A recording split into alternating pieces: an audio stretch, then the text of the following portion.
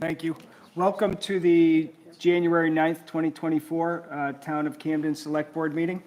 We are broadcast live on Spectrum Cable TV channel 1303. We're broadcast on the web on the town's YouTube channel, and you can also participate in the meeting via Zoom. If you'd like to raise your hand, our town manager, Audra, will monitor and let us know that somebody on Zoom would like to participate in the meeting. First thing on tonight's agenda, does anybody on the board want to make any adjustments on the agenda? No. Thank you. Moving on, item number 1 is public comment on non-agenda items. Is there anybody in the public that would like to comment on anything that's not on our agenda? Moving to item number 2. Oh, thank you, Chris O. Sorry, I missed you. Chris O'Rowe, 60 Howe Hill Road. I'm here more for something later, but since I'm here, I thought I would bring it up. Followed the whole saga of the purchase of the electric car, which I think is great. And that there's a charger on the town hall building, which also is great. But I've heard from a few people, and I wondered the same thing. A, is that charger available when it's not being used by the town vehicle for anyone in town to use, because there's a permit parking sign in that spot? B, if not, what plans are there to put some chargers in town parking? I know that the parking lots and parking fees are being discussed. So there are a lot of us who have electric cars in town, and being able, even right now tonight, coming into town, getting a little extra juice while I'm here for the meeting would be great. Thank you, Chris O. Any other public comments on non-agenda items? Item number 2 on tonight's agenda is the approval of minutes from our December 5th meeting. I would move to approve the minutes. I'll second it. Motion made and seconded. Further discussion? All those in favor? Thank you. And Sophie, you are as well? No, because I wasn't there, Oh, okay. so I'm not. 4-0 motion carries. Thank you, sir. The next item on tonight's agenda are select board reports.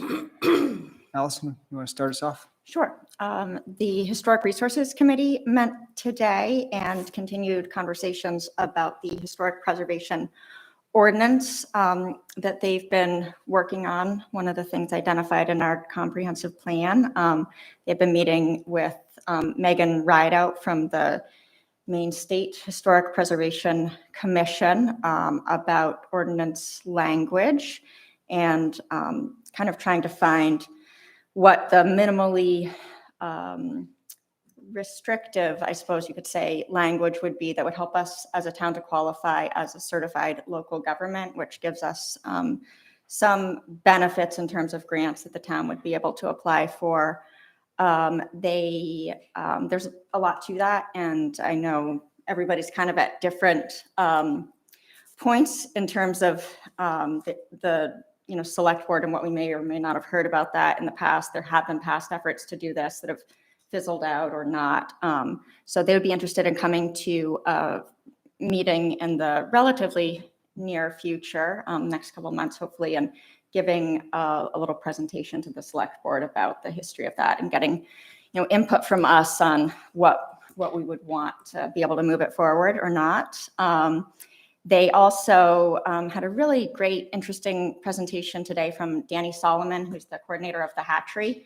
And he was talking about their efforts toward pursuing deconstruction rather than demolition of homes. And he talked a little bit about a deconstruction ordinance in Portland, Oregon, that the high school took on a little bit as a project to try to promote that type of thing around here. Basically, they take certain houses of a certain age and say, instead of demolishing them with an excavator and just crushing them up, you have to take certain things apart methodically and reuse the materials and stuff. So he gave a presentation on what they're doing at a home in Camden, actually, that ended up needing to be demolished, and they're completely deconstructing that. It blew my mind, and they have some pictures on the presentation today. It's over on Brookside Avenue, but it's an older house that's been vacant for a long time, and they came up with a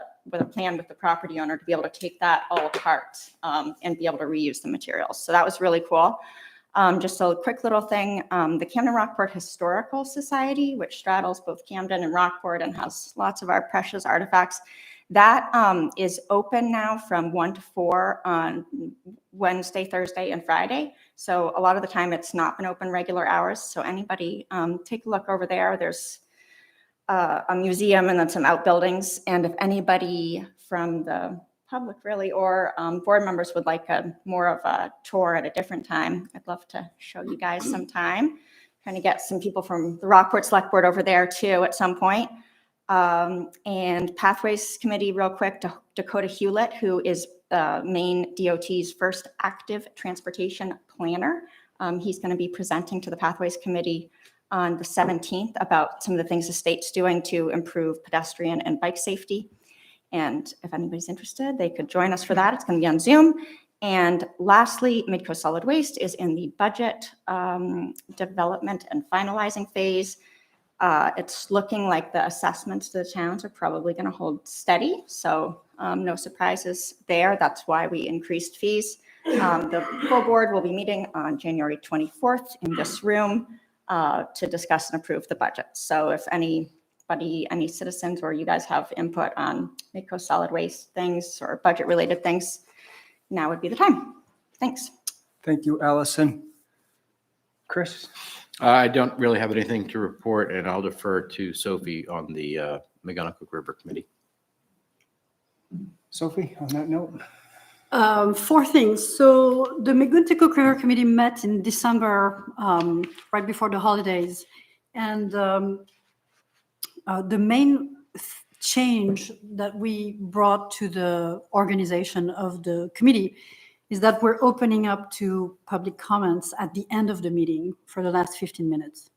And so members of the public can now attend the meeting, ask questions.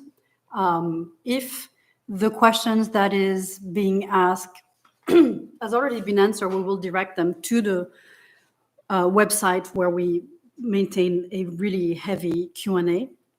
If it hasn't, and either we can answer it on the spot, we'll do it. If not, we will provide the answer at a further committee meeting. We do ask that people who want to ask a question attend the meeting so that it relates to the conversation or to something that we've tackled in the past as a committee. Again, I want to thank the members for their work. We're proceeding, with looking at different issues, and it's always good conversations and good input. We have canceled we had a plan to have a movie night. Dave, I'm taking advantage of seeing you tonight to tell you that we have canceled it because we couldn't find a format that works. I think we're going to give it a bit more thought before we can come up with that. On February 1st, the Coastal Mountain Land Trust is organizing a fish panel. And again, for people who are curious about fish and fish management and fish history in the regions, in our rivers and harbors, I encourage them to watch it. I think it's going to be advertised on the library website. I'll try to put the information, Janice, in the minutes so people can have access to it. This morning, we had a meeting of the Harbor Committee where Molly Mulhern came and gave a presentation of the Camden Can Network. And again, she shared with us that there are a couple of presentations coming up, both at the library and other spaces in Camden that will tackle climate change, resiliency, both, in waterways, in towns, in buildings. The Climate Action Network is really looking at every way possible we can increase resiliency of coastal towns. They also have a newsletter that they share every other week, and I encourage everyone to sign up and receive that newsletter to get informed about climate change and what we can do at our small local level to adapt and mitigate the risk. And the Harbor Committee meeting also talked about the fee schedule, and we'll talk about it later tonight. But I think that's it for me, those 4 things. Thank you, Sophie. Stephanie, do you have anything tonight? I don't have anything to report. Thanks, Tom. Okay. This past Thursday, there was a planning board meeting. A lot of good information was discussed. They are potentially crafting an ordinance that would go before the voters in June. And I think it is something that it's on the short-term rentals. And it's something that if anybody wants to know about it, you should watch the YouTube video. I think the planning board's doing a lot of good work. And they can still take public input as they craft a potential ordinance. Can we put the link of that meeting into the minutes as well? Because I know I've received a lot of questions Sure. on short-term rentals, so I think the Yeah. more places we can put the links and information, the better. So Sure, Janice, could you make a note to add that link for that meeting? It is a good and important meeting. Yeah, I think that last one was pretty good. I too have struggled to find like, okay, which planning board meeting should I watch or not? But I watched a lot of that last one and I had a lot of my questions answered. Yeah, I agree. They're getting right down to the nitty gritty of Doing it. a really good job, I would say. Yep. Chris O. All right. Audra, manager's report. I do not have a report for you tonight. Wow. Okay. Yes. Slow week. The whole meeting, yeah. back really. Slowly. Okay. Moving on, our consent agenda for tonight. There's 3 things on it. The renewal of victular and lodging licenses for Peter Otts in the Town Motel. A new victular license for the Fig at 31 Elm Street. And the approval of commercial fishermen. Does anybody have any discussion or comment on those 3 things on the consent agenda? I assume that with the commercial fishermen, it normally isn't a consent agenda thing, but I would only assume that means there's just no, Nothing. everybody's good with the Different. harbor master police chief. There's been no. Okay. Anything else? Seeing none, those 3 items are hereby approved. That was hard, right? Moving on to item number 6, which is public hearings for liquor licenses. 6A, application of Peter Otts at 16 Bayview Landing for a renewal Class 1 restaurant liquor license to serve malt, Venice, and spirits on premises. Malt wines, no? Venice, is it? Malt, comma, That's the Venice. word that's always in there. Yeah, It's for just- any wine. Is that, I Yeah. always struggled a little with the No, it's pronunciation an of that old too. school term that It is. all wine. I move that we approve the liquor license for Peter Otts. Second. Motion made and seconded. Further discussion? All those in favor? 4-0. In Motion favor. carries. 5-0, correct, 5-0, thank you.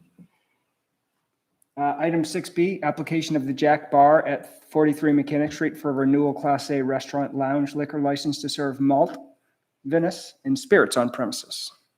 I move that we approve the application for a liquor license for the Jack Bar. I'll second that. Motion made and seconded. Further discussion?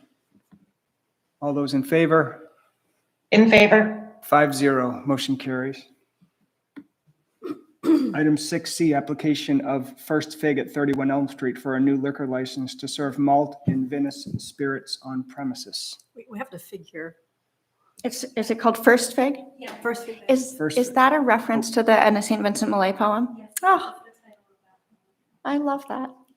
Do you maybe want to tell us about your? Yeah, tell us about Would it. anybody from the public like to speak on? the- You have to, I'm sorry, you do have to come up and introduce yourself, please. Hello, thank you for considering.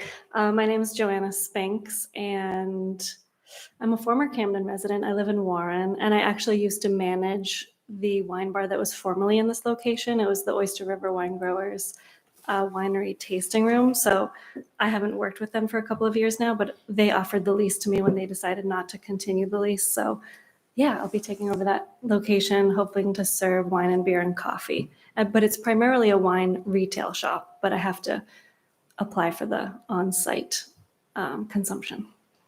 What are your hours going to be? I think it's going to be roughly 10 to 6, 4 days a week. like a retail shop. Yeah. Wonderful. Excellent. Thank you. Thank you so much. I move that we approve the application. Oh, do you want to see if there anyone else? No, that's fine. Thank you so much. I move that we approve the application for liquor license of First Fig. Second. Motion made and seconded. Further discussion?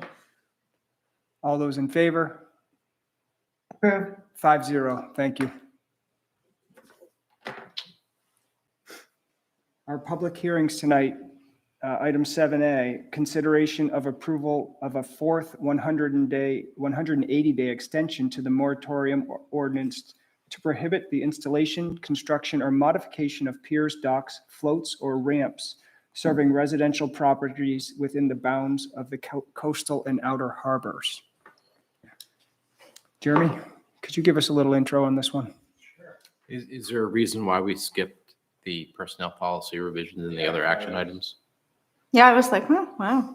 I think Tom was probably Because just bundling on public this- on this hearings. agenda, it's number 8. Oh, just trying to go through the public hearing. I'm sorry, my agenda, I might have the wrong agenda.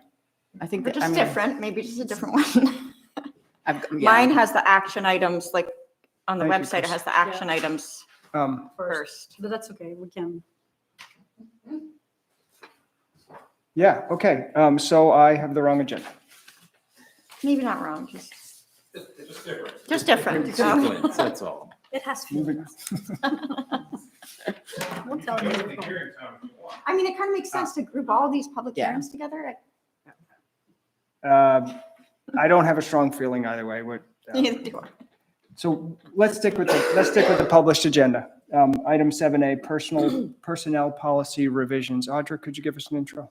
Certainly. So really the only differences between the version that you're seeing now and the version that you all reviewed, I think it was back in November, it might have been October, is that there was a change to the accrued comp time section to be consistent with state law.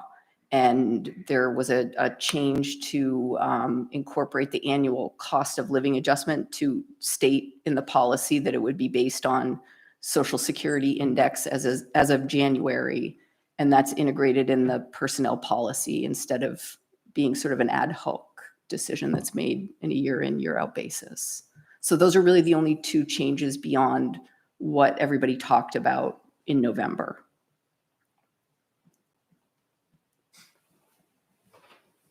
Audra, could you say that one more time? So you've attached the cost of living increase to the Social Security index? Yeah, so that's stated in the personnel policy that that's how cost of living adjustments are done.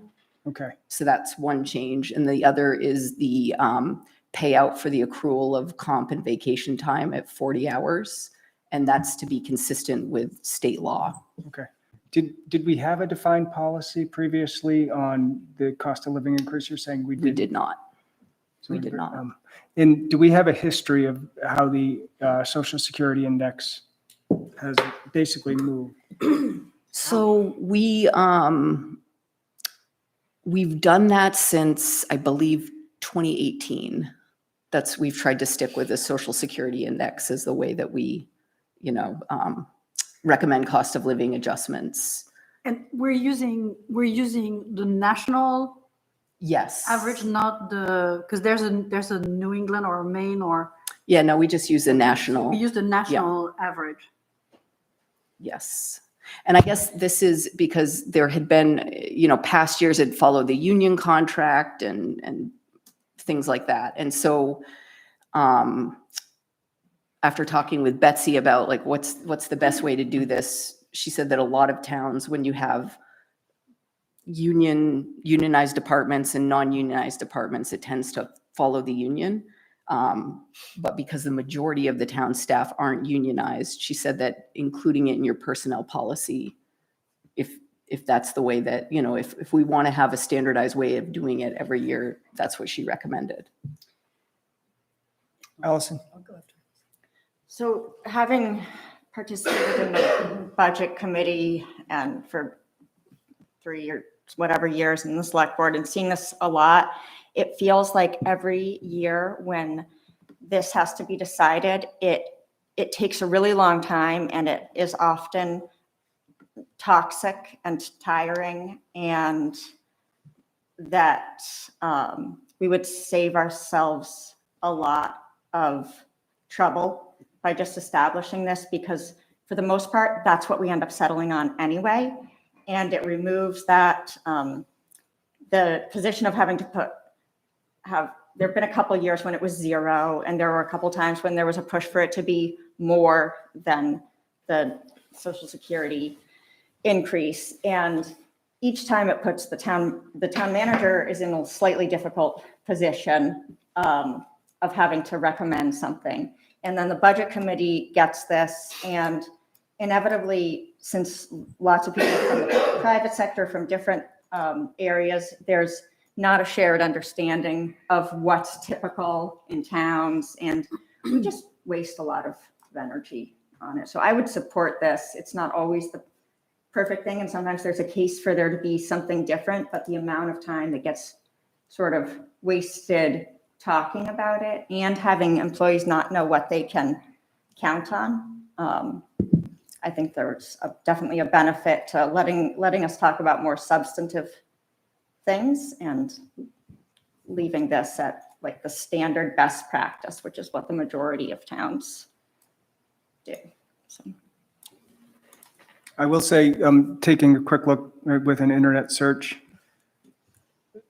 this century, it's always been somewhere between 1% and 5%, with one exception. 2021 was 8.89%. Right. But otherwise, it seems like it basically is a pretty, just guessing, is probably a good cost of living adjustment, right up there with inflation, probably. Well, I mean, it is linked with inflation, and the idea of cost of living adjustment is that people who've already felt the pinch of inflation can catch up, right? So everybody who's been feeling the pinch of inflation on grocery goods, whatever, when they know they're going to get the COLA, the Social Security COLA applied to their wages, it's easier to plan. I don't know of a better measure. That's the issue. Right. Yeah. And It's we can try a imperfect. blended measure, or we can try to blend different indexes, and it just gives us more work for not a real more value in terms of our time or value, or what Allison was saying. So I have, I think it's a good, good measure. And it could be changed. This doesn't prevent us from changing that in the future, but it just kind of sets the bar going forward for a while. Stephanie, any comments on this or any other parts of the personnel policy? Nope, I don't have any comments to make on it. Anybody from the public would like to make comment on this? Looks like a great place to work, doesn't it?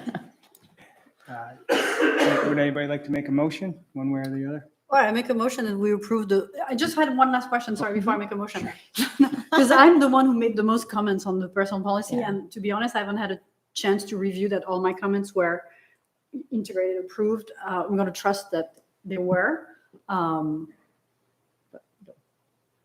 Did you agree if she agreed with all of them? I assume think- I wasn't there for that conversation. so. Thinking we talked about it, it was like a stylistic, like It was the stylistic. tenses and, the way the, There were one or two places I felt it was, there were some provisions for, in particular, allowing breastfeeding mothers to have a breastfeeding place, but the place didn't include climate control. It's kind of essential if you're going to reserve a spot for women who are breastfeeding to make sure it's not a closet that has no climate control. So a few things like that. So I'll just double check, and if I see anything material, I'll bring it back. But I'm happy. This to room doesn't have reliable climate No, I control, know. so I mean, we gotta. So I would like to just say one thing about that piece is that, Sophie, nobody else saw the comments that you asked for. or requested to be changed. So I don't think anybody knows what you're talking about right now. Oh, that wasn't in a meeting. So No. I emailed, I thought we did, actually. I thought we had a lined, a copy of this with colored text that showed Sophie's requested Yeah. adjustments in our packet. Hmm. Am I incorrect in No. remembering? No, you're right. There There- was, We have a copy of the change, but I don't think we have a copy of what was requested to be changed. Sophie person. gave comments before the November meeting, Mhm. and those were included in the packet. and I sent But- additional ones after the meeting when we decided that there were too many comments. And I sent them to you, Audra and Tom on, Right, so not everybody knows what you're talking yeah, about. Okay. and So the we're idea was- supposed to be acting as a complete board. So I really feel like going forward, we need to make sure that everybody, especially on these really important items, knows what everybody is requesting to be changed. Right, That would be my only comment that I would have on this, because the rest of us didn't see what was being asked to be changed in the personnel policy. So that's just kind of Oh, yeah, that makes sense to me. a I point of order. no, I totally agree with you. And if I remember correctly, they were going to be shared in the next version. Audra was going to Yeah, share I them with probably, Betsy, and everything was supposed to be put together in one. I think I probably version and lost got the the- thread of what exactly, So, were gonna because do we with had all agreed that. on the process but I see your point. Do you want to just say real quickly what was in that email? I mean, how substantive are we talking? Is it gender pronouns or is it climate control for breastfeeding? I don't know Yeah, if you no, can always that's- guarantee that. I mean, honestly, as a former breastfeeding mother myself, sometimes, I mean, So Sometimes you we added, so there was, I sent comments prior to the meeting, then I sent additional ones, and my additional comments were, number one, suggest that all the job descriptions should be written in a gender-neutral language to encourage application from a diverse pool. Number two, suggest adding temporary higher responsibility compensation pay when an employee takes on responsibility for a colleague on temporary leave, they get financially compensated for it if there's a difference in hierarchy and responsibility. yeah. In case of parental leave, for instance, or prolonged sick leave, etc. That's a cool policy to have, because sometimes we have clerks who take on additional work while somebody's sick or whatever, but they don't get compensated. And that's a bit unfair to them to increase their job. That's very true too, because especially since we've given additional vacation and bonus vacation and for some of the longer term employees, they're good point. I was asking how the complaints are processed. Is there an internal or external investigation? What is the confidentiality around complaints, the resolution, the documentation, etc.? Because I think it should be clearly spelled in the personnel policy if there's a complaint, how employees should be expected to, their complaints to be treated. Like the grievance policy, I think that's in Yeah, there yeah. pretty. yeah, that's pretty all in Yeah. there. Carefully.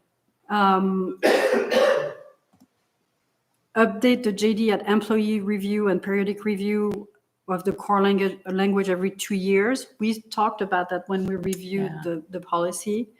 Have an appeals process, a commission board, personnel committee. What is the best format? Because we talked about the personnel committee also and trying to figure out how to revive it. Oh, I think No. we just, No. Betsy recommended absolutely not that. Okay, but so Yeah. that But should- these are all really great things that we should have had a meeting about, because all of these things, everybody's sitting here and watching everybody like, oh yeah, that's a really great thing to talk about. To have a recommendation from Betsy is one thing, but if the board thinks something different, I think that's something that should be a very robust conversation about. Because I would say agree with any a lot of citizen Sophie. personnel committee, it's more of the legal liability question of, It was for the appeals process. no, for all of it. In Being the- involved in any personnel related issues. So you the didn't put point, that the- suggestion the- in. the notes, because those additional notes I took them while we had the meeting. So the question was the appeals process, not the personal policy. No. How do we structure an appeals process? That was the Well, question. yeah, and what I'm saying is Oh. absolutely not a committee. Fine, but how do we have a?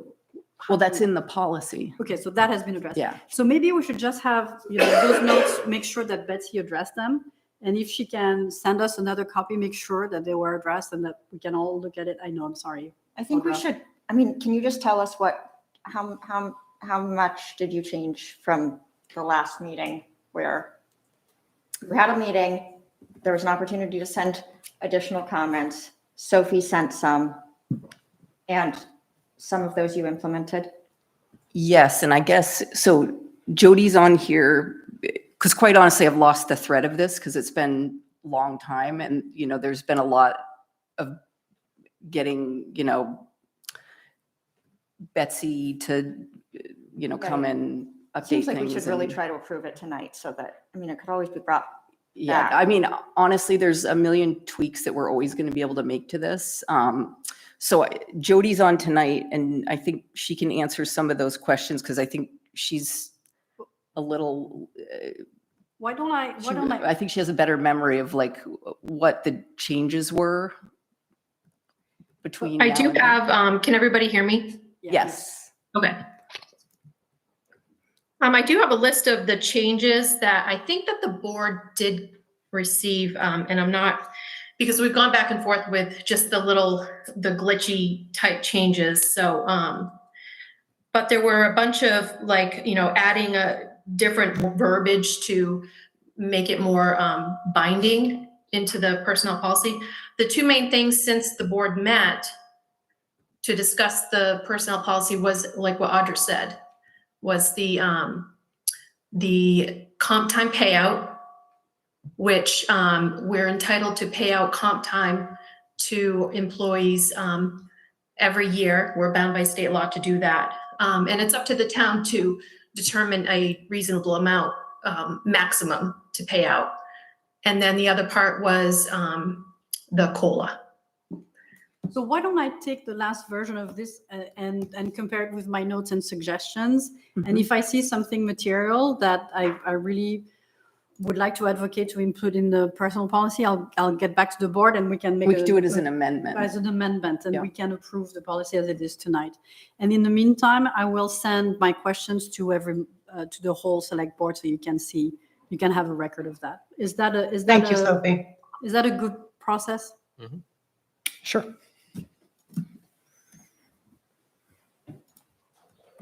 I move that we approve the personnel policy as revised. I second. Motion made and seconded. Further discussion? All those in favor? Motion carries 5-0. Thank you. Item 7B is fiscal year 25 fee schedules. Audra or Jeremy, who's introducing that? All right, so we were hoping to be completely comprehensive with all the departmental fees. We did just sort of stick to 3 of the departments with larger, more comprehensive fee schedules. So codes and planning, there's some administrative fees and, like business licensing, that sort of thing. We've got harbor fees and then a lot of the fees that are associated with the street and road opening and a few smaller police fees. So I'm going to have Jeremy come up for the planning and development fees because that's probably the most significant change between. Talk about the harbor fee. Yeah, when we get to that section. Excellent. Thanks, Audra. I guess they're significant. What we're trying to do is make sure that applicants for permits and projects are paying the appropriate fees to cover the costs that our department incurs doing the inspections we do, the permit intake, the processing, the review. Sorry, I'll step back a little. I've compared our existing fees with other communities, and that goes from like Bath up to Bangor. I've looked at the majority of towns in that region, in that large region, and these fees are generally in line with those. I didn't propose any new fees, but they did go up. They haven't gone up in a couple of years, I will say. Most communities actually align them with consumer price index as well. I haven't gone down that road yet.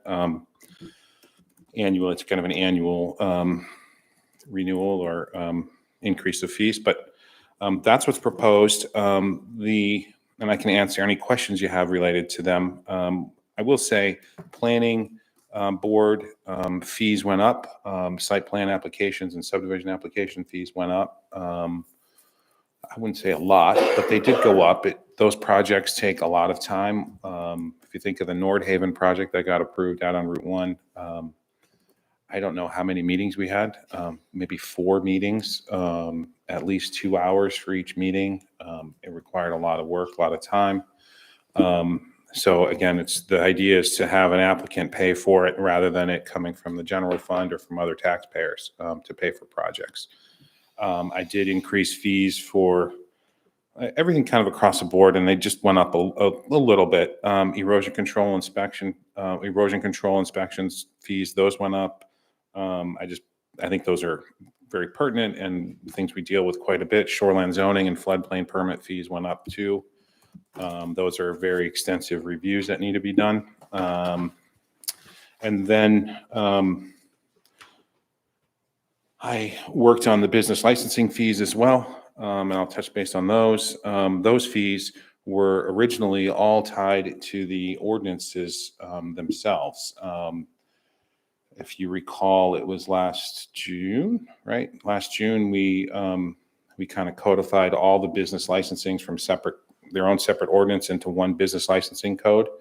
And in there was a provision that fees would be determined by the select board rather than a specific dollar amount for each fee. And that's what's before you. And again, the idea is to have applicants pay for, licensed entities pay for the services that we're providing. If you look at lodging fees, I will say those fees per ordinance prior were $10 plus $1 per bedroom. So a bed and breakfast that had 5 bedrooms was paying $15 for a license fee or around there. Certainly didn't cover the costs of Janice doing her administrative work to get that in the works and then do public notice on those and then prepare the agenda and all the paperwork that has to go. And then in addition, code and fire go do inspections. All that was all being done for $15. Quite unreasonable. So we increased those to $100. And that's kind of, I think, it really. You'll notice in here, and I don't want to create any or stir the pot or create any issues, but there is cannabis cultivation in here. That is a legal use that's allowed in town. We never had any fees. We've never been approached by anyone looking to do a licensed adult use grow. But I did put fees in there for that today. That's brand new. There were no fees prior to that. Had I had an application come before me, I would have brought a fee request to you prior to that. That's where we are. I did increase ordinance amendments too. That's a thing that went from $300 to $500. Those are ordinance amendments that are requested by an applicant. Chip 8 would have been the most. No, the most recent one would have been the adult use marijuana that the folks from Rockland and Camden proposed. That was only $300. That's a lot of work, a lot of meetings with the planning board, public hearing. And so we went from $300 to $500 for those. That's all I have for you on fees. Certainly ready to answer any questions. Allison? I noticed there's no peer application fee. I noticed that too. So something to think about. Yeah, it Maybe is. we won't have to, but you never know. Then also, one of the things that I've heard a lot about are like building projects that go on and on and on. And I'm not requesting that you do anything right now, but in the future to look at whether we could have some of the building permit fees be also in line with how much time the project goes on for, because the impact, the need to continue to inspect I think it makes certainly a really big difference for the neighborhood and just our ongoing needs to inspect that. Yep. Then the other thing is the moving fill or excavation greater than 100 cubic yards. Mhm. It feels like that's another thing that I know I personally get a lot of complaints about or concerns, the landscaping projects in general. And What projects in general? What did you refer to it? landscaping projects, I Okay. guess like earth moving projects Mhm. in town where you've got a pile of dirt that's running Yeah. onto somebody else's Yeah. lawn and stuff like that. Why 100 cubic yards? That's by ordinance, and that is something I'm looking at. So that would be connected to, okay. Yeah. And the fee's not in the ordinance, but Right. why it's there is because of the That falls into trigger. a The category trigger or is not. in the zoning code. Yeah. Okay, and then, so there is no fee, there is no permit required for like a landscaping project that, I don't have the code in front of me, but unless it trips the threshold, and generally for residential properties, it's very bizarre how it reads. It's like within a 5-year period, you can't bring in X number of fill within a 5-year period. That's really, really, really hard to manage and track over time. So that is something I'm looking at. so that would all be About part of tweaking. the other thing. Yeah. And then the erosion control inspection, is that something that is requested or more often that you have to do once somebody complains? No, remember, I don't remember what year it was now or what vote, but But the erosion. the erosion control ordinance or erosion control section that was adopted requires an erosion control inspection for every project that's permitted that exposes soil. So Clint or I, if Clint can't do it, are going out doing an erosion control inspection of every project. When we have to go out a second time or a third time, they're getting those, we're charging those each again. time. Okay, each time. perfect. Yep. I had one question.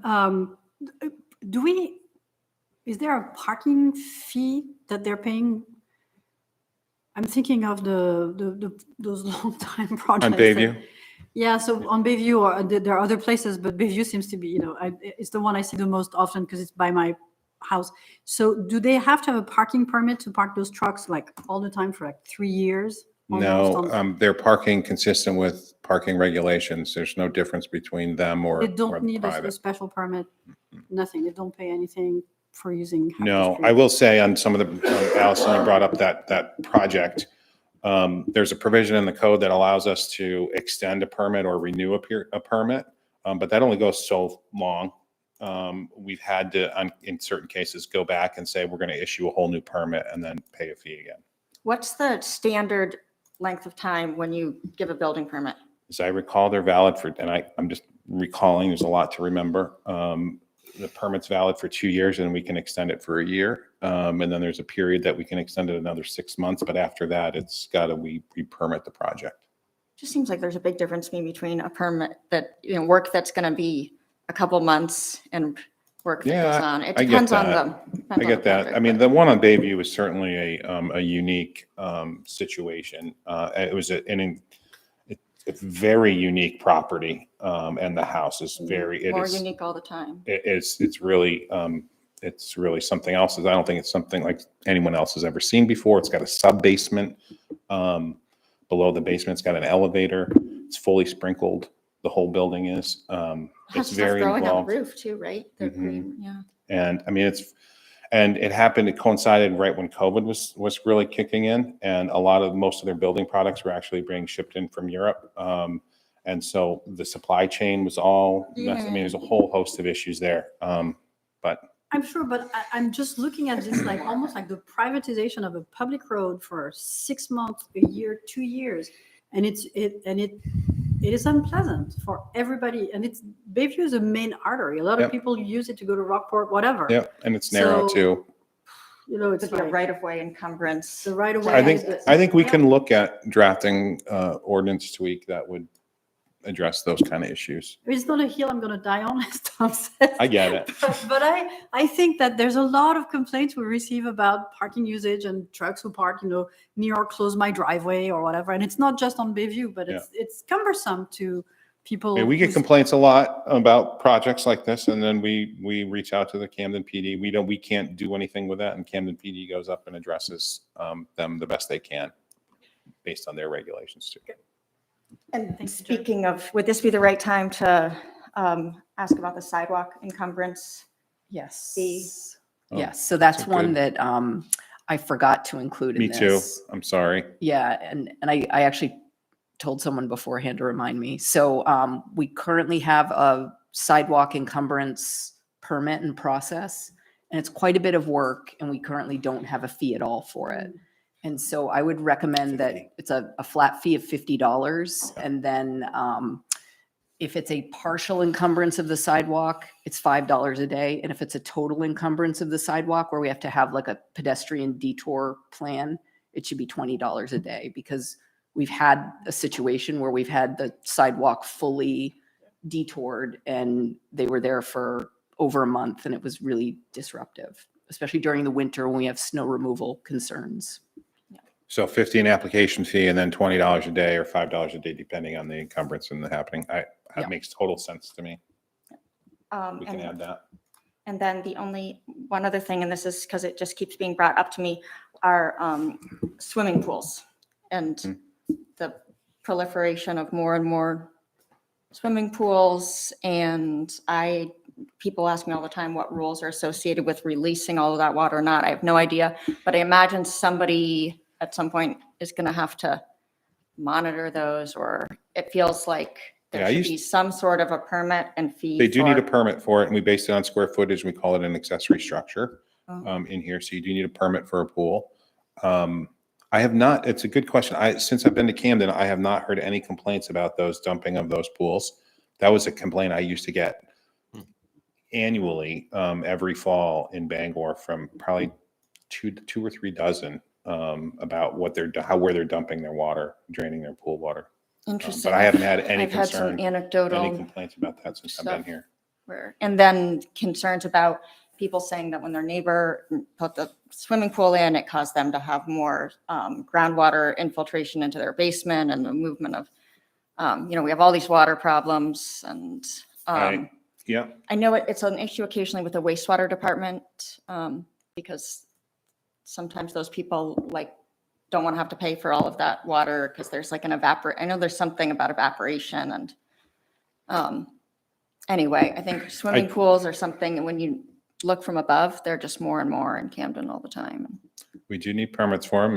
And I will say your comment about drainage, I had mentioned prior that another meeting that we are looking at a better way in our performance standards to address drainage from abutting properties. Right, I keep telling people that, oh, they're looking at that now, but Working on it. you can't, also maybe you can't drain your swimming pool over onto, can swimming pools have to be drained to the sewer? Is that correct? No. No. No, they can be. Hey, drained. Tom, Thank you, Stephanie. Go ahead.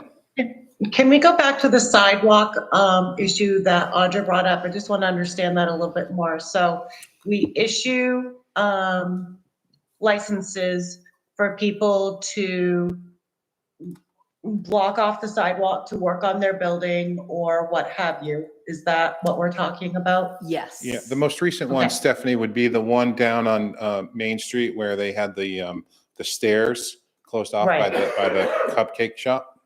Right. Yep. So when we issue those types of permits, you're saying that we didn't have a fee before. No Correct. fee.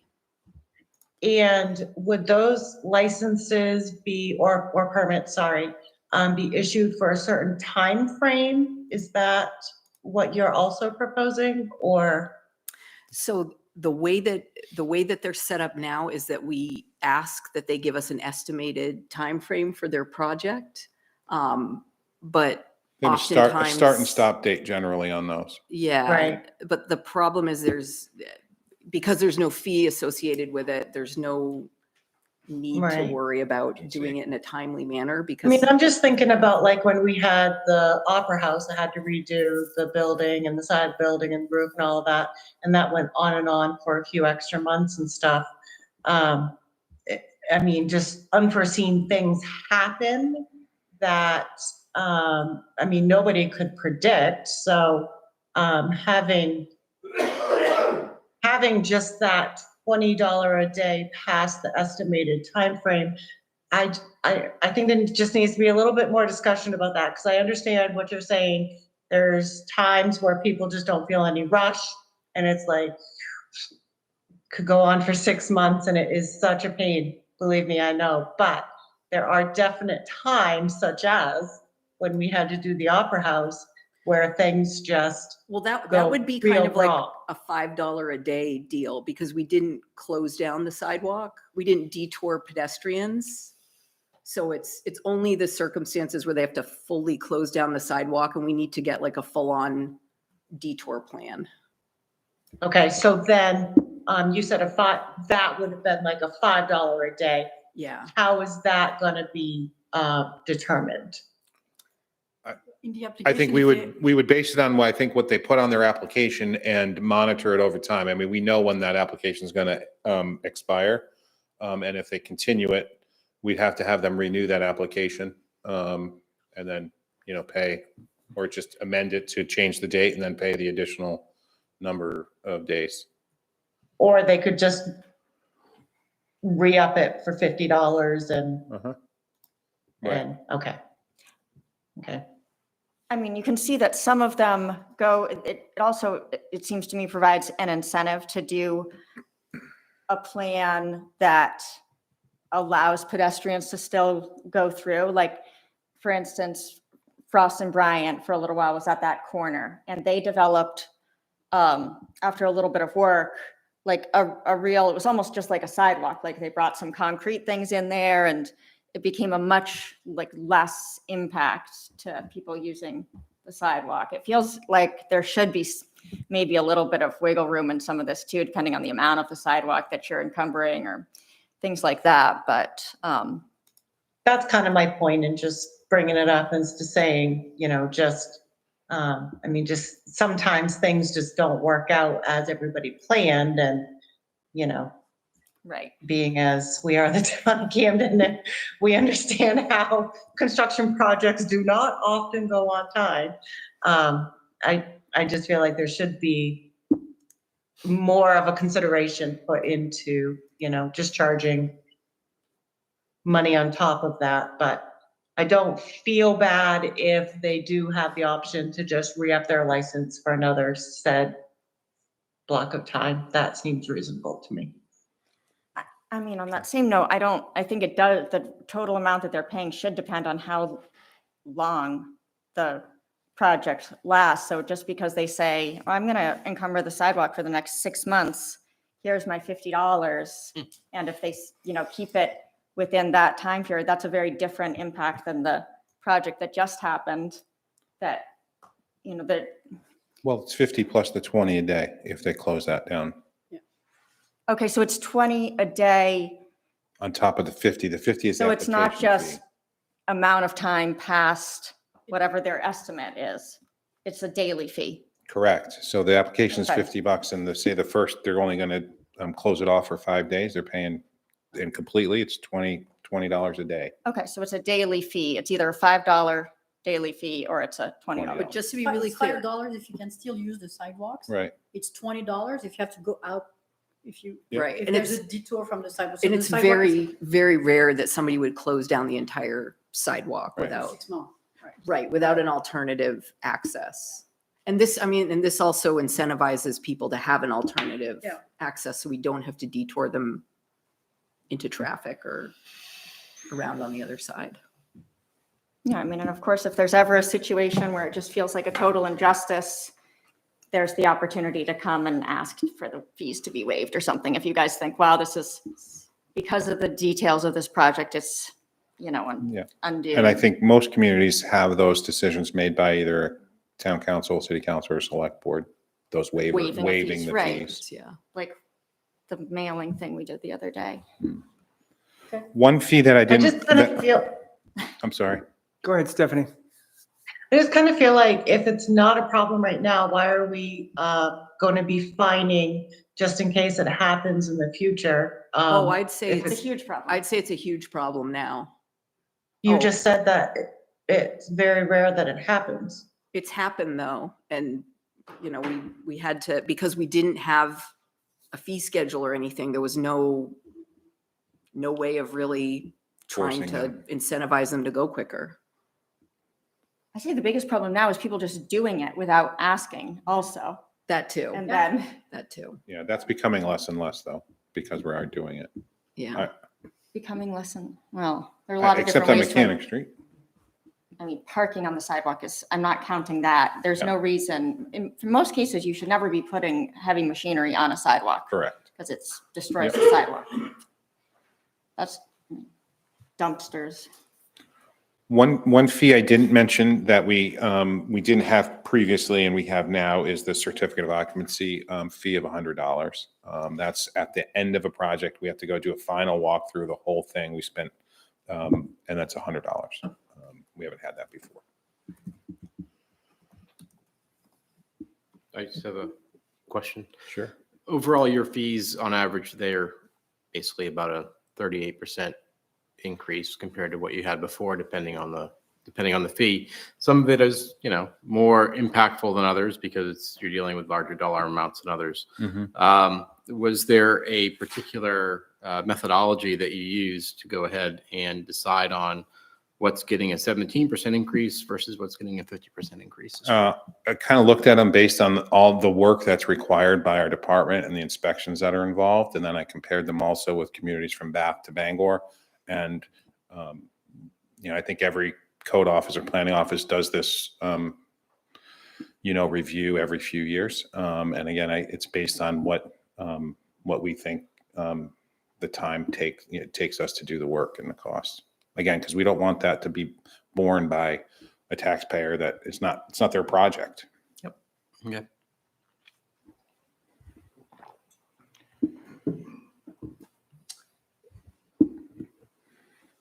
Anything else for Jeremy, codes and planning And Fees. business licensing, I and guess. business licensing fees? Let's move on then to what is next, Harbor? Harbor. Harbor. Yes, so I just want to say at the top of this, there's been, you know, some confusion and a little bit of upset with the Harbor Committee, and just want to apologize that I didn't, you know, loop back with them to talk with them about this beforehand.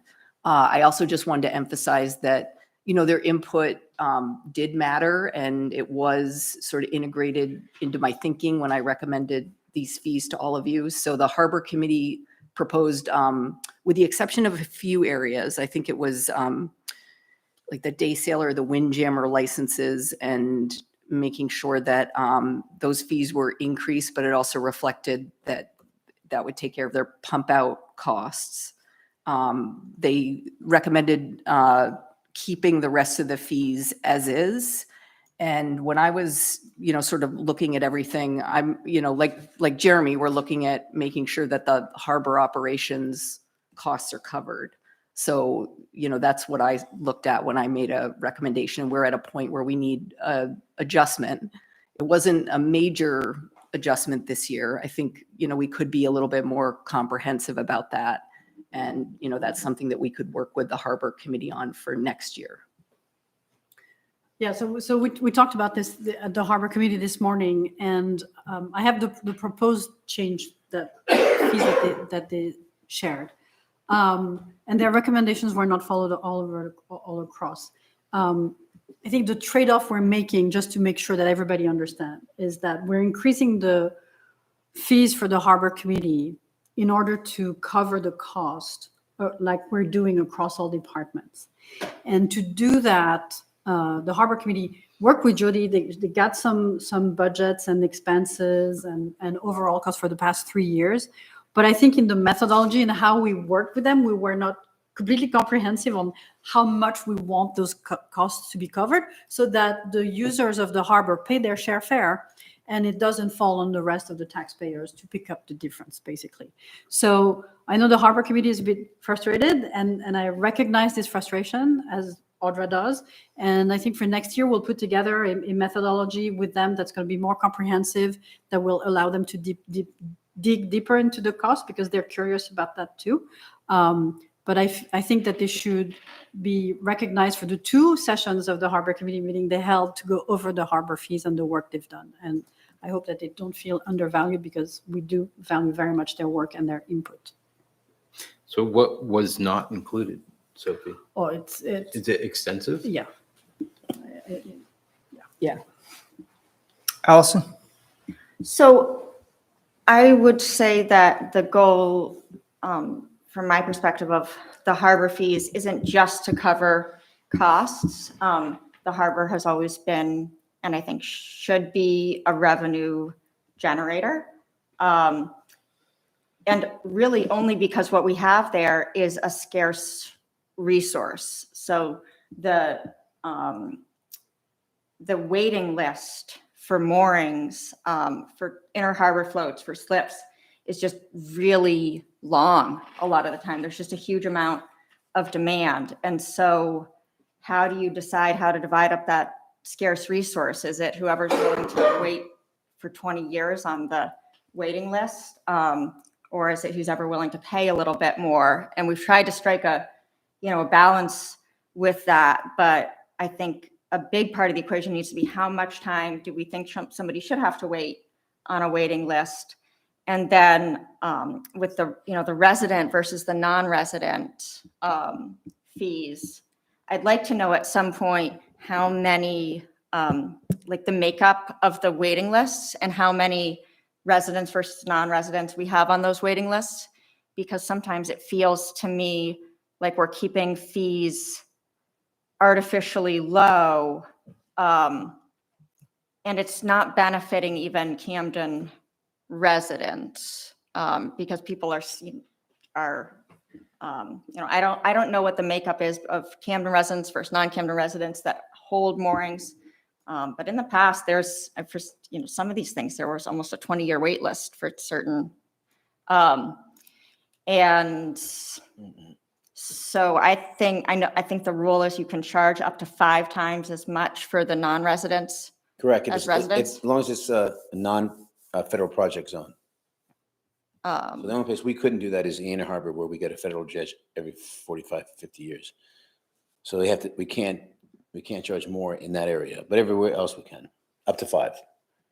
I mean, I see the value of keeping fees, sort of reasonable and achievable for the average person, but I'd rather sometimes approach that by, if there's a person that really can't afford the mooring fee, I'd rather find a way to help that person sometimes than to keep all of the fees really low. I've heard feedback in the past that, some people shopping around, like, where do I want to have a mooring, that they're choosing Camden because the fee is lower than in some other place. And so I guess I would just add that to Sophie's comment about, I don't think that we need to justify that the harbor fees are only paying harbor expenses.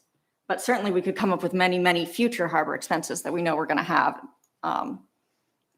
We should be bringing in enough from this to be able to put a lot of money aside to take care of things that are falling apart. But I'm not sure you've gone far enough in increasing fees, I guess, is the shorter way I could have said that. So you should get there. And you should get there. We should get, there's always next year. I think, there's some significant increases in those fees. Really significant ones. Yeah. Can you point to ones that you would be most uncomfortable with, or?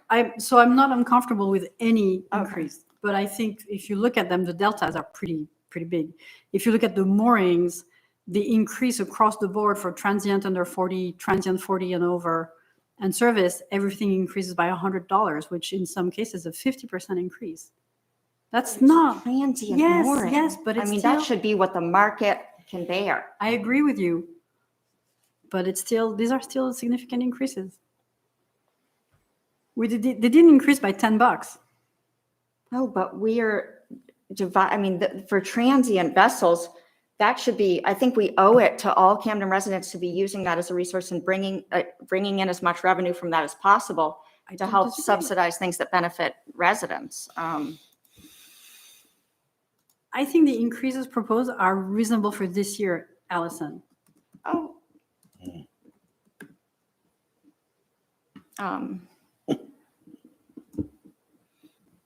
What's the, so a transient mooring, 40 feet and over, $350 a year, No. Yeah, so, then 250? yeah. And remember, so you've got Lomond and Morris, and you've got the yacht club. They have the most transient moorings. So let's say that one's got 10 moorings, the other one's got 35. So that's a lot of money they're putting up, and they don't rent them all the time. So if you raised it too much, they might say, well, we don't want these because this one's gone empty for a while. So really what that is that we're leasing them something that can then lease to others. Yes. So, I mean, really, we might want to be asking them for the record of what are they charging and how much are they bringing in on that? Because would it not be smarter for the town to be doing that ourselves? Well, traditionally, the town has never done that. We've always farmed that out, outsourced to do that. Oh, I'm sure it's But, the I way mean- it's always been done, but is that because we are, committed to supporting some other business, or is it because we've made a financial decision ourselves? Is it too much for you to manage? I think a little bit of both. Okay. I mean, I'd just be curious to know how much they make off of each of those every year. Well, yeah, we can do that. We ask them, and usually they Oh, give really? us, yeah, they have to buy the ordinance. Yeah. It tells how many times. I can get that for you if you want. I mean, maybe some of these comments are just things that I don't need to be personally involved in everything. It's just things that, you can bring up with the harbor committee when you talk about it next, or. Yeah, But as a general rule, I kind of feel like it's similar to, I don't want to compare the harbor to the landfill, but with fees, it's something that is, we've been trying to look at our landfill as a resource, as something that not everybody uses, and there's a fee to bring things there. And because it's something that's used so unevenly, not needed by everybody, there should be a fee that helps to the people that need that construction, demolition, debris, landfill, should be kind of subsidizing the rest of the operation for the town. And I think the harbor, there are aspects of our harbor that, user fee. yeah, I mean, This is basically what we have. most of us don't have a transient 40-foot or more boat that needs to, I don't know. And there's a waiting list for people to come and visit our harbor sometimes. Sometimes people can't get in, so. I know other harbors where you can get in either in August. I mean, we're not the only ones. No, yeah. Oh, yeah, Should that try is- Block Island in peak Block Island, yeah. season. Good luck. So are we proposing changes to this? No, I think we're proposing to vote on the new fee structure that is in your packet. Just making sure. What were the other fees that were being discussed by the harbor committee? Like, there's no increase on dinghy fees, berthing, seasonal berthing, winter dockage, berthing overnight. They all look like they're the same with no increase. Did the harbor committee suggest something different for those? No, they just suggested no increases No at increase all, at with the all. exception of the Windjammer and the Day Sailor. Yeah. Mhm. Did these, the fees aren't that much on an individual basis, but isn't there some degree of cost? When was the last time these fees for these items, or just like half of them, were changed about? The dinghy fees were really recently changed. I would imagine that's why 2 they years just ago, went yeah. through and stratified them a little bit more so that. Yeah, that's why I didn't recommend an increase for An increase those, 'cause we because just we've did spent a budget. lot of time on those. So I think the last comprehensive readjustment of fees was pre-COVID, Yeah. yeah. 2019, perhaps? It was 18. 18. Yeah. Yeah. The Yeah. birthing fees, though, that's a good point. I don't fully understand. I don't understand exactly. That's for transient vessels coming in and during the Transi- summer, like big boats that come in and. Yeah, so there's certain rules for if you have a resident or non-resident mooring, where you have to have your boat on your mooring for so many days within a certain time period. That's in the ordinance. This is what, you're talking about berthing? Were you talking about transient moorings? No, she's talking about birthing. I'm sorry. I misunderstood. Berthing with an E. The seasonal berthing, that's in, like the shoulder season, or even in the winter, I think there's some that tied up in this berthing slips. I'm just talking about berthing overnight per foot per night. That's overnight dockage for the town. I think Chris was noticing that it didn't increase. Whereas it- That nor the dinghy fees, nor the. Right, so we late covered the fees, dinghy all that. fees. The reason they didn't increase those was because of this. The berthing per foot per night. What's the reason? Is that people won't pay more? And that also, we tweaked that about 2 years ago. We brought that up. So that's been. So moved. actually, we increased it to 70. There's a 70-foot thing we changed, right? Over 70. Over 70 instead of over 60. Yeah.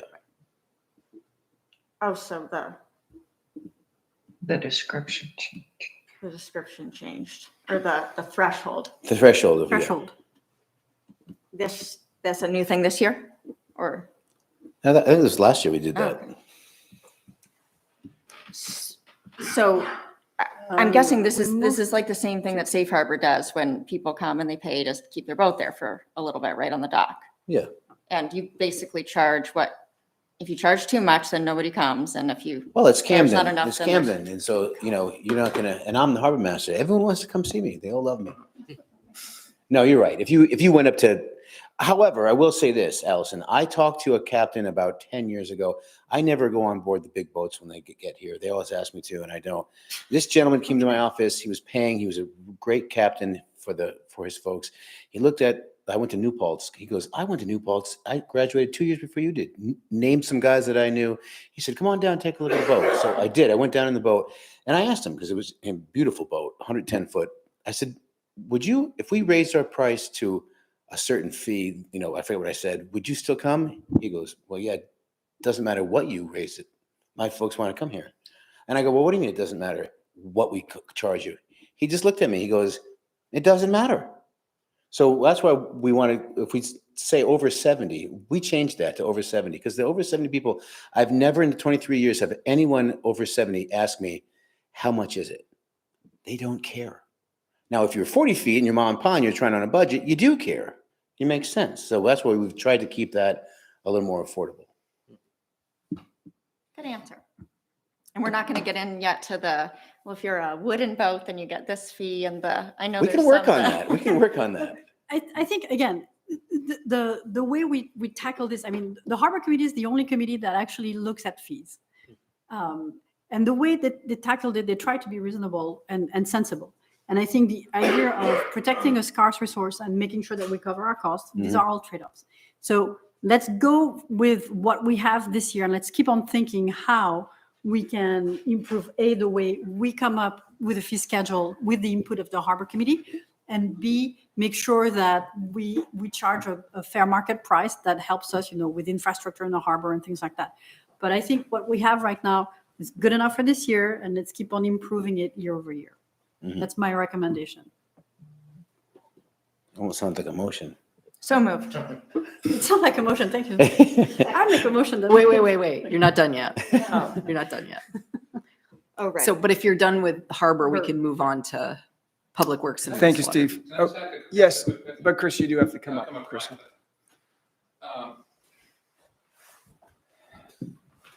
Senator Pixley just raised an interesting thought that I had.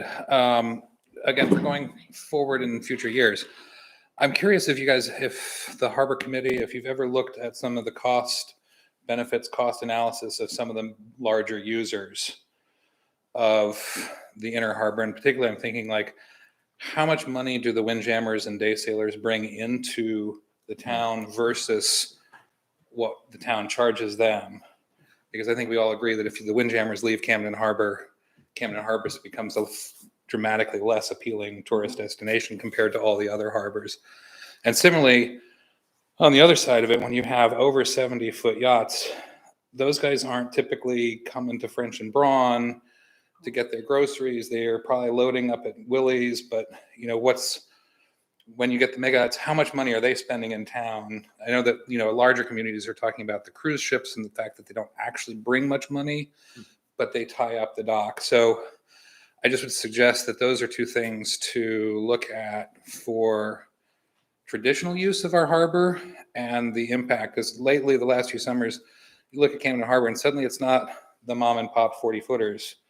It's a lot of really big boats that are just kind of blocking up the harbor for the more regular users. So just some thoughts. Thanks, Chriso. Anybody else want to speak on this harbor or other fees? Moving on to public works and wastewater fees. Audra? All right, so these are all consistent with what's listed in the road opening ordinance. So street and road opening, depending on the, there's the flat, no flat cost for that. It depends on the type of surface as to what the fee is going to be. And it also, if you have different utilities that are going to be located, like we said, utility location, $5 per structure. So that's if, new poles are going in, and we have to, consider that as part of the project. Driveway entrances, that's a flat fee permit. Same thing with stormwater connection. The sewer connection, that's, since we published the packet, there's been a little bit of discussion about this one. So sewer connection, it was interesting. So we had the engineer that worked on Pearl Street is helping us with Mountainside. And he overheard a conversation that I had with Dave St. Laurent about the $500 sewer connection fee. And his comment was, that's incredibly low. That's really low. Because this is, we're talking our most expensive infrastructure and, connecting into it, and the importance of really making sure that that's done correctly, and the amount of oversight that requires. Also, recouping costs because it's an enterprise fund. So, that goes back into, an operation that needs to generate enough revenue to cover its costs as well. So I think for this year, for new sewer connections, $500 is a good starting place. But there's kind of two things that we need to look at. So it's new connections into the system, as well as, when somebody's replacing a lateral. For the replacement and in an old connection, when you're just putting in like your new lateral, we want to incentivize people to do that. So having that be lower, like $100 fee, I think, stratifying that between the two is important, because, they're not connecting. Typically, they're not connecting into a new segment of pipe. They're going in where they formerly connected. Sometimes it's not possible to do that, but it's just a different level of, inspection than, if you have a brand new lateral going in. So I think that making that distinction would probably be wise in the fee schedule as well. So I just wanted to bring up those points. So that's for sewer connection. Right-of-way improvement. So everybody sort of recognizes this as the revocable license process that we had in the past. So now that we've got the new road opening ordinance, it addresses a lot of those types of, amenities, whether it's like a buried private utility or a landscaping feature. So this just, instead of having that revocable license agreement, we'd have the application process, and this would be the cost associated with it. And, I think that having higher fees for those things is appropriate, because it does take, time and effort to review all of those. Those are And- new fees, right? Yes, yep. They're not. Yeah, all of these are, with the exception of the sewer connection fee, they're all new fees. Yeah. Sewer connections. Yeah, and the very last one is opening and closing the Montgomery Dam gate. So that's something that we also don't charge anyone to do, but it's a time-consuming exercise, because, we have to have two people go over there and open it, and then two people go over there and close it. And, just to give you a little idea of this. It's been very ad hoc, so the property owners will just get in touch with the dam control agent and say, I need the gate open. I'm doing work on my building. And, you know, sometimes you'll have the same property owner, for whatever reason, make that request multiple times. So we're draining down the impoundment. They're not able to do the work. Then we have to do it again. So I think along with this fee, there also should be an application process that goes in front of the select board, because I think having everybody know what's going on there is important for communication and everybody in the community knowing that work is being done there, because I think we've all spent a lot of time trying to explain to folks why the impoundment has been drawn down for one reason or another. Audra, do you think that's reactionary enough to bring it before the select board? I mean, we meet twice a month. And sometimes there's maintenance that does need to happen on those buildings. That could be a potentially long wait. You know, I think that I often think that they plan this work in advance. So I think that, you know, they're going to have the amount of time that they need to bring this in front of you prior to when they would be starting work. Have you run that aspect of it behind some of the folks who own properties over the Mill Pond? No. I mean, what's the advantage of bringing it to the select board? I think it's a communication issue. Communication issue. Yeah. I mean, for me, it's an administrative process. I think if it was managed by Public Works or whatever, but it would be put on the town calendar, for instance, that on X day, the impoundment would be drained because there's some work. So people know when it's being drained, and speed up the process. And then you can tell us, you know, in your manager's report, what's coming up. But I mean, I don't see a big value added bringing it to the select board. It's an administrative process. Are there any other? I mean, it's become political. Yes, That's the truth of it right now. but you're just bringing it to us for approval, or just as a permit that we would approve, or? I mean, you're a higher level of approval than I am. So I kind of feel like with something like this, where there's a lot of scrutiny, there's a lot of, this is done quite a bit more frequently than I think a lot of people appreciate. Yeah. And it's not realized. And so you get a lot of complaints from neighboring property owners who don't realize this has been requested by their neighbor. I see the point. Allison, go ahead. I think there are definitely times, you know, anything that qualifies as a semi-emergency, there should be some ability to say this is going to happen without going to the select board. But I think in terms of, like, you know, is it the question of, is it fast enough? Can we do it fast enough or is it fair to bring it to the select board if we can't act fast enough? I think, you know, the projects that require buildings to be worked on, they all require permits generally anyway. And the way it works with being able to draw down that impoundment, I mean, they could come and it could be something that's, you know, sometime during the summer, this is going to happen. The select board approval could be for that, because what I've heard a lot is one property owner complaining about another sometimes, or it's not always just a property owner. It could be MDOT, it could be the water company. Right.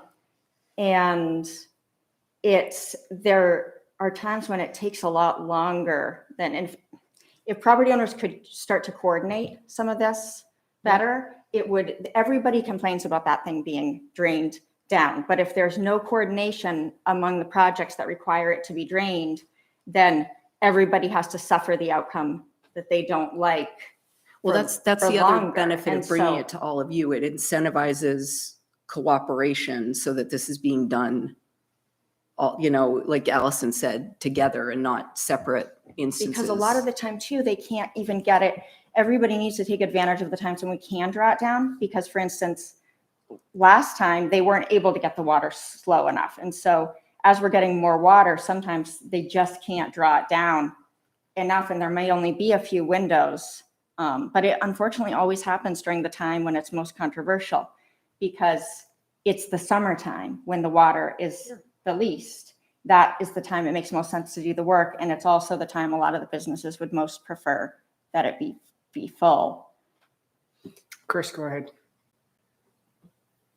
Why are the other dams not included in part of a fee, one?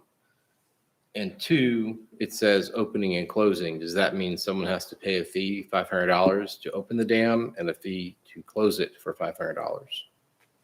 That would cover everything. And Montgomery Dam's the only dam that needs to be opened and closed for private property owners to do work on their buildings.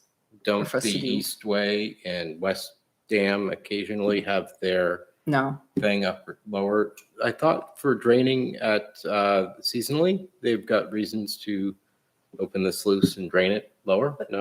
they do That's- for lake levels. For lake levels, but that's not private property owners. It's according to a policy where we bring it down to a certain level. It's not because one property owner, there are too many users up there for the town to be able to say, well, one person wants it to be lower for this week. So we don't do that. Like respond to special requests. So we're treating this dam differently because it has property owners and the other dam has property owners. It's just that there's more property owners on the other. No, none of the other properties. This is a very unique situation where several buildings have been placed on top of a river. And a lot of the work that needs to be done on them has to be accessed from underneath, which is totally against any kind of building code, or it's a very atypical situation. None of the other properties in town require a pond to be drained in order to be able to access a sewer connection. So that's, and those buildings ideally we should be helping them to get them designed so that this doesn't have to happen anymore. It's a very strange thing to be draining this pond. It's very different than the lake. It's not comparable. I feel that this fee is kind of punitive to those people who happen to live there that have not had to deal with this fee before. Granted, I understand it would be better if they coordinated their use and the draining of it with their projects. Yes, that's what we should do. But this going from 0 to 500 just doesn't seem right. It used to require, you can look in the old town files and it would be, at least it had to all be approved ahead of time. Now we've gotten very casual in terms of just draining it whenever they ask. If there was one thing that was more important than the other in my mind, in terms of a fee or some kind of approval process, it would be the approval process, because that would allow the select board or some entity to evaluate, this is what the impact is going to be to the town. And then we have to sit here and we have to say, that's worth it. We should be doing that. I would Right, and support if that instead of a I guess fee. if the whole idea is that we're levying fees because we're acknowledging that not all residents are reaping the benefit of whatever service it is we're providing, like it's not everyone's project on a building, so we have code enforcement fees. It's not everyone that's cutting in and connecting to a sewer line, so we have sewer connection fees. Well, it's only one or two property owners that need us to open or close that gate, or a utility company. So, I mean, that's the same. I'm just applying that methodology to the Montgomery Dam and why we open and close that gate. It has no benefit really to anyone else other than a few private property owners. When they do work on their property, yeah. Most of us we never even need to have a gate. It could just be full all the time and overflowing. And a lot more people would be happy probably with that. I think it's fine to maintain some type of fee. I do question the amount. It seems like we've tried to structure these fees to the amount that it's actually costing the town. Do you think that's accurate, Audra? That's about $500? Well, it's two people opening and closing, and I think you all have an appreciation of how physical that is. And is it a paper application for that as well? Yeah, Okay. yeah. I don't support bringing it before the select board because I think that when you change conditions, we're changing one condition here to ask the people who do require that service to lessen the amount they do it or to coordinate their thing, the work on their buildings. I just don't see it necessary to bring it before the board, given a town website, a town newsletter. Right, and just manager to be reports. clear, if you vote on this fee tonight, it's not like you're accepting that being the methodology for how it's approved. Okay. Thank you. Go ahead, Alice. Just real quick, so there are times that maybe it would be necessary to say either yes or no, or it's possible or not possible. Are we comfortable? Do you just want that to be at the discretion of the town manager? Or maybe if there's something that's really out of the, A $500 fee is pretty significant, and we have a public works director, a town manager. Well, we and have and people on also I staff. think part of this needs to be some noticing too. but are we saying that we want them to say yes no matter what? Or maybe if it's, if somebody were to request, we need that thing to be drained all summer, I assume that would maybe rise to the level where they would say, okay, this might need to go to the select board because, if just because one property owner wants it drained all summer. Well, I mean, we Yes. are gonna have MDOT asking to drain it for like an extended period of time when the bridge project happens. I think Yeah. we'll be talking about that before. You can't say yes to that Anytime. yet, Audra. Go ahead, Stephanie. So I just did a calculation and $500, that is $50 an hour for 10 hours. So I don't think that it actually cost a $500 to open and close that if you did it by hourly. So I definitely am on board with a fee. I just think that $500 is quite extraordinary for this sort of service, in my opinion. I would support a $200 fee or something like that. That would be much more, especially since we haven't in the past charged a fee, just to jump it up to 500. I feel like we're kind of jumping on the political bandwagon on this, and it's, I don't know, I think we need to be a little bit more cautious, especially with the Montgomery Dam, with everything that is going on with it. Going from 0 to 500 is, like I said, extremely extraordinary. I would support more of a $200 fee. As far as doing a application that comes in front of the select board, it certainly sounds like that needs to have a broader discussion that's going to be handled tonight. And I wouldn't mind picking it up again at some point, but to have it with the fee schedule right now, I don't think that we've had time to really be able to put our thoughts together enough to have a good conversation about what that could look like, what that should look like, at what time, or if at all, if anybody would support that. So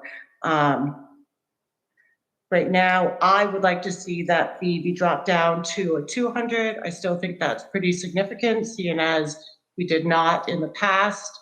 $200, it isn't a shake in the bucket. I think it would still accomplish everything that Audra has stated tonight. I'm fine with that. Thank you, Stephanie. I'd like to ask a few more questions about the other fees, and the right-of-way improvement in particular. It says buried private utility, cable, sewer, water, or stormwater. Are we talking about like a utility company burial, or are we talking about a privately owned burial? Privately owned. Okay, so, Yeah. so if somebody wanted to do an underground electrical entrance, for instance, they'd have to pay $750 to do, just as a fee, Yes. to come in off the street if they're coming through a right of way? Yes. Only for the portion of it within the towns. Within the right of way, not the whole, not their whole. I not the understand. I mean, part they're that's already on- paying for a permit for that. So $750. And then if they wanted to do, is it different for, you say cable, you're using some words interchangeably there. Like a. Right. That a includes line. TV, telephone, and power. Yes. Okay. Yes. And then they'd pay $750 again for the sewer? No, if they're going to do it all at once. One trench? Yeah. Okay. Water, storm water. In right of way, is that, you mean a personal private property right of way? Or is it right of way of town owned right of way? It's the town owned right of way. Okay. I mean, that's pretty significant on top of a building permit. Also, Yeah. let's talk about the landscaping, fences, stone walls, shrubs, or other plantings. So if you want to do a lilac bush in the town right away, you're going to pay $500 to do that? Okay. Yes. Did not Because put a they lilac should- bush in the town Right. right of way. These Okay, are, so what? a lot of this is to try to discourage people from putting Okay. landscaping and plantings in the right of way, because the whole purpose of it is to have that area available for, it could be infrastructure, it could be snow removal. Okay. It's for public. So let me back up a little bit. The private utility, buried utilities, so we're going to encourage people to go overhead with their electrical entrances? Is that the way the town wants to push it? I would say, we need to keep records that all of this stuff is buried in the right of way. And there's, ongoing administrative costs to dig safing all that stuff over time. And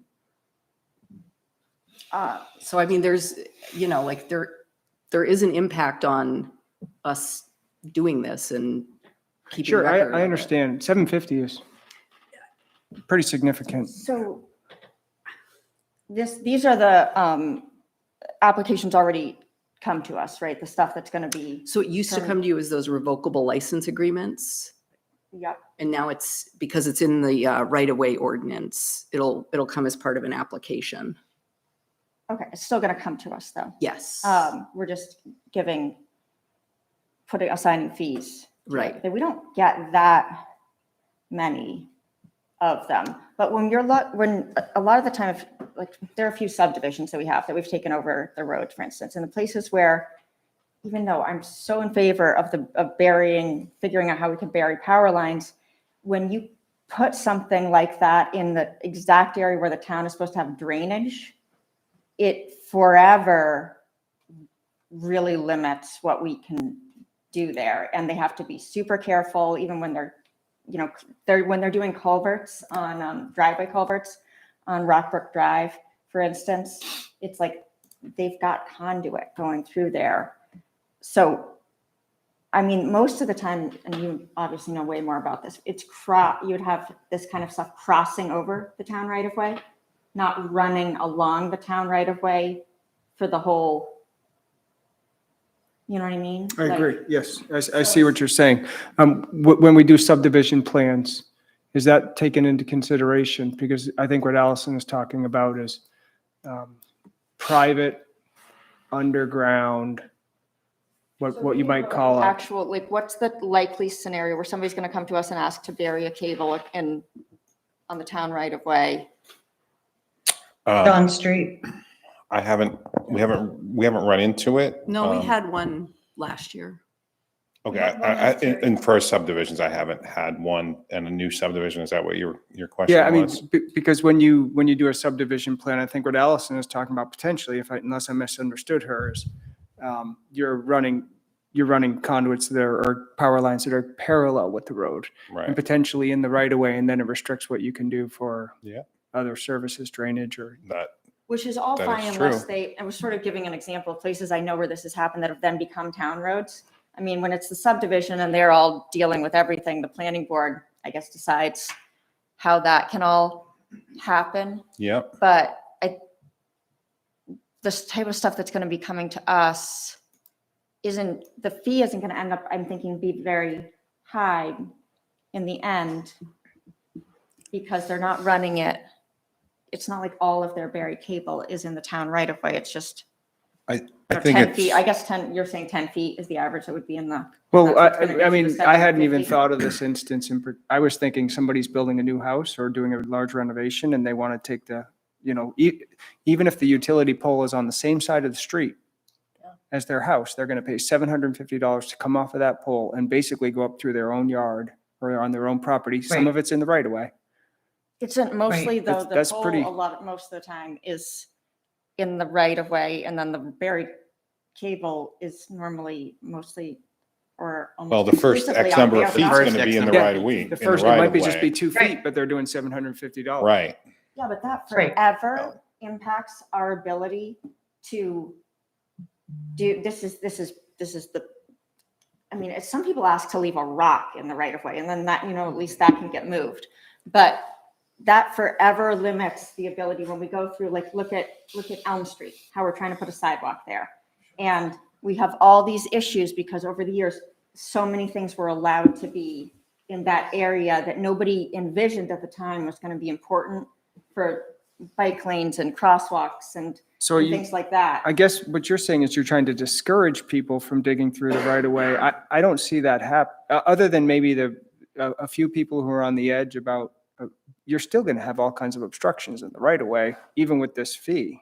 I'm You're saying just- that when most of the time, it doesn't actually end up happening because we can see not very much of this comes to us with new buildings, and we can still say no, like it's still going to come to us. But just the process of even talking about it a lot. Is this an application fee? Or is this a fee for actually doing it? I think it's the application fee It's the, but for. for doing it, right? I mean, it takes us, every time one of these has come to us, there was this woman that wanted to put a fence up, and some people put up fences and bushes and things like that. Look at my property, for instance. I was not very smart. I didn't know where the right of way was. I planted a bunch of stuff. And I did that knowing the town can come along anytime and tell me it has to go because there's a sidewalk going in. But some people want to go through this process where they get the permission to be able to like definitely keep it there for a certain amount of time. And then we all have to talk about it. Well, and also Jeremy looks at it, Dave Right, St. they all Laurent look looks at at it. it, It takes Bill forever. looks at it. It's a lot of work. These are a lot of work. And so when people go and they say they're trying to do things in their property, a lot of the time, like I'll tell them, oh, that's actually, they'll complain about the snowplow, for instance, coming along and damaging something. They'll say, this is my property. And then we'll say, actually, it's really not, it's the right of way. And they'll say, you damaged my bushes or whatever. Then we can say, you can come to the select board if you want and ask for that to be in the right of way and for the town plow truck to avoid it forever. And there should be a fee with that. It's like you don't want people just putting stuff willy-nilly in the right of way. I don't think that Tom's saying there shouldn't be a fee. I think he's saying that these fees seem to be quite high from going from 0 to a 750 to a 500. I don't think I heard him saying that there shouldn't be a fee at all. I think he's saying there's probably room for improvement on how much these fees should start out being. Are you for I'd all of say them or just for- the cable? Sophie, go ahead. I think, to me, this is a really strange conversation because I do agree that encouraging burying lines I support it like 100%. I just hate those lines. They're a hazard to anyone. Every time there's a storm, a gale, it's a nightmare. We lose power, internet, whatever. And I can't imagine that there's no way to know what's the minimum depth we need to bury those lines at which we can then later on build a sidewalk on it or something. That should be knowledge. We should be able to say, when you bury your power lines in the right of way, it needs to be buried 10 feet, 12 feet, whatever it is, I don't know, so that it does not preclude further building of a sidewalk or bike lane or whatever. I cannot imagine that we're going to stop people from burying power lines because we may build a sidewalk and we didn't know today at what depth we need to bury them. It seems illogical to me. People So must can we not want fight- to do it very much because it's not, on the 7 years I've been, I've seen like 2 of these come to us. So Can we just find a way to? it's not happening it must not be but people do bury their power lines all around town. Because it's just part of the building permit and the planning board process, right? It doesn't come before the select If board. it were in the right of way, it would need to be coming to us, I Right. believe. So it must mostly not be happening in the right of way. It's not coming to us, but it is happening. It may not be, So- it may not be coming to, a handful we've had on Bayview that came to, or Chestnut in this last year. Okay. There's been a couple, right, on Chestnut Street. Yeah, it's just not. There's at least one there. Yeah. But I'd say among the ones that we look at, these are the most time consuming and labor intensive because you have a lot of people looking at them and touching them and reviewing them. There are specs on there. Dave does have specs on installation requirements. There are installation requirements that Dave has. I don't know what they are. Okay. And then there are code requirements when it comes to how your buried electric has to be. It's not deep enough, though. No, I get The that. National Electric Code doesn't take into account roads or sidewalks. Yeah, no, it doesn't. But, I mean, and not every location is going to have a sidewalk either. And not every location is also going to have drainage, right? We're not going Right. to need to put ditching on every location on the side of the road. I mean, I think every situation is different. Which is why this is I labor understand, intensive. right, which is why it's such a Yeah. complicated thing. But I see your point. The fees that are recommended here are all a lot more than a lot of the other fees that we currently have for significant. I mean, there's a full site plan review is $500 for a full site plan. A wireless tower is $600. Okay, and these things went up. are that they equate to the same amount of work and effort. I don't know. And the Well, other thing I'm going to is- ask you to relook at my planning board fees. What one other last question is,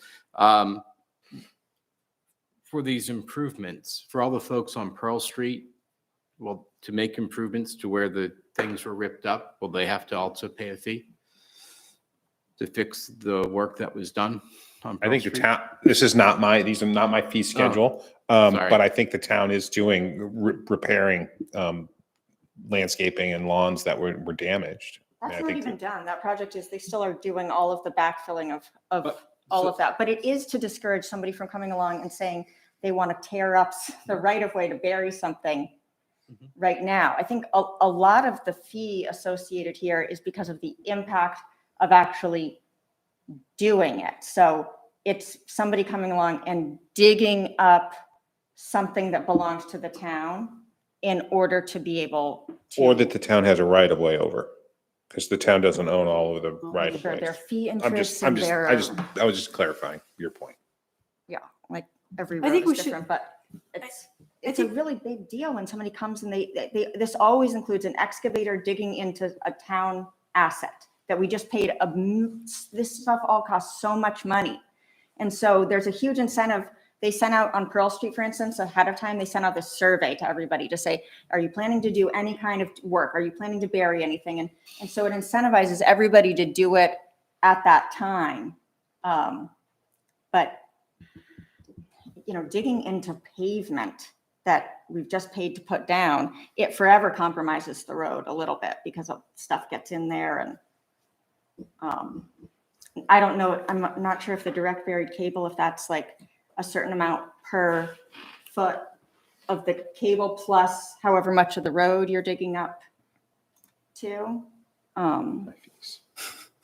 Not my fees, I'm sorry. I didn't look at them. Yep, they're Dave's.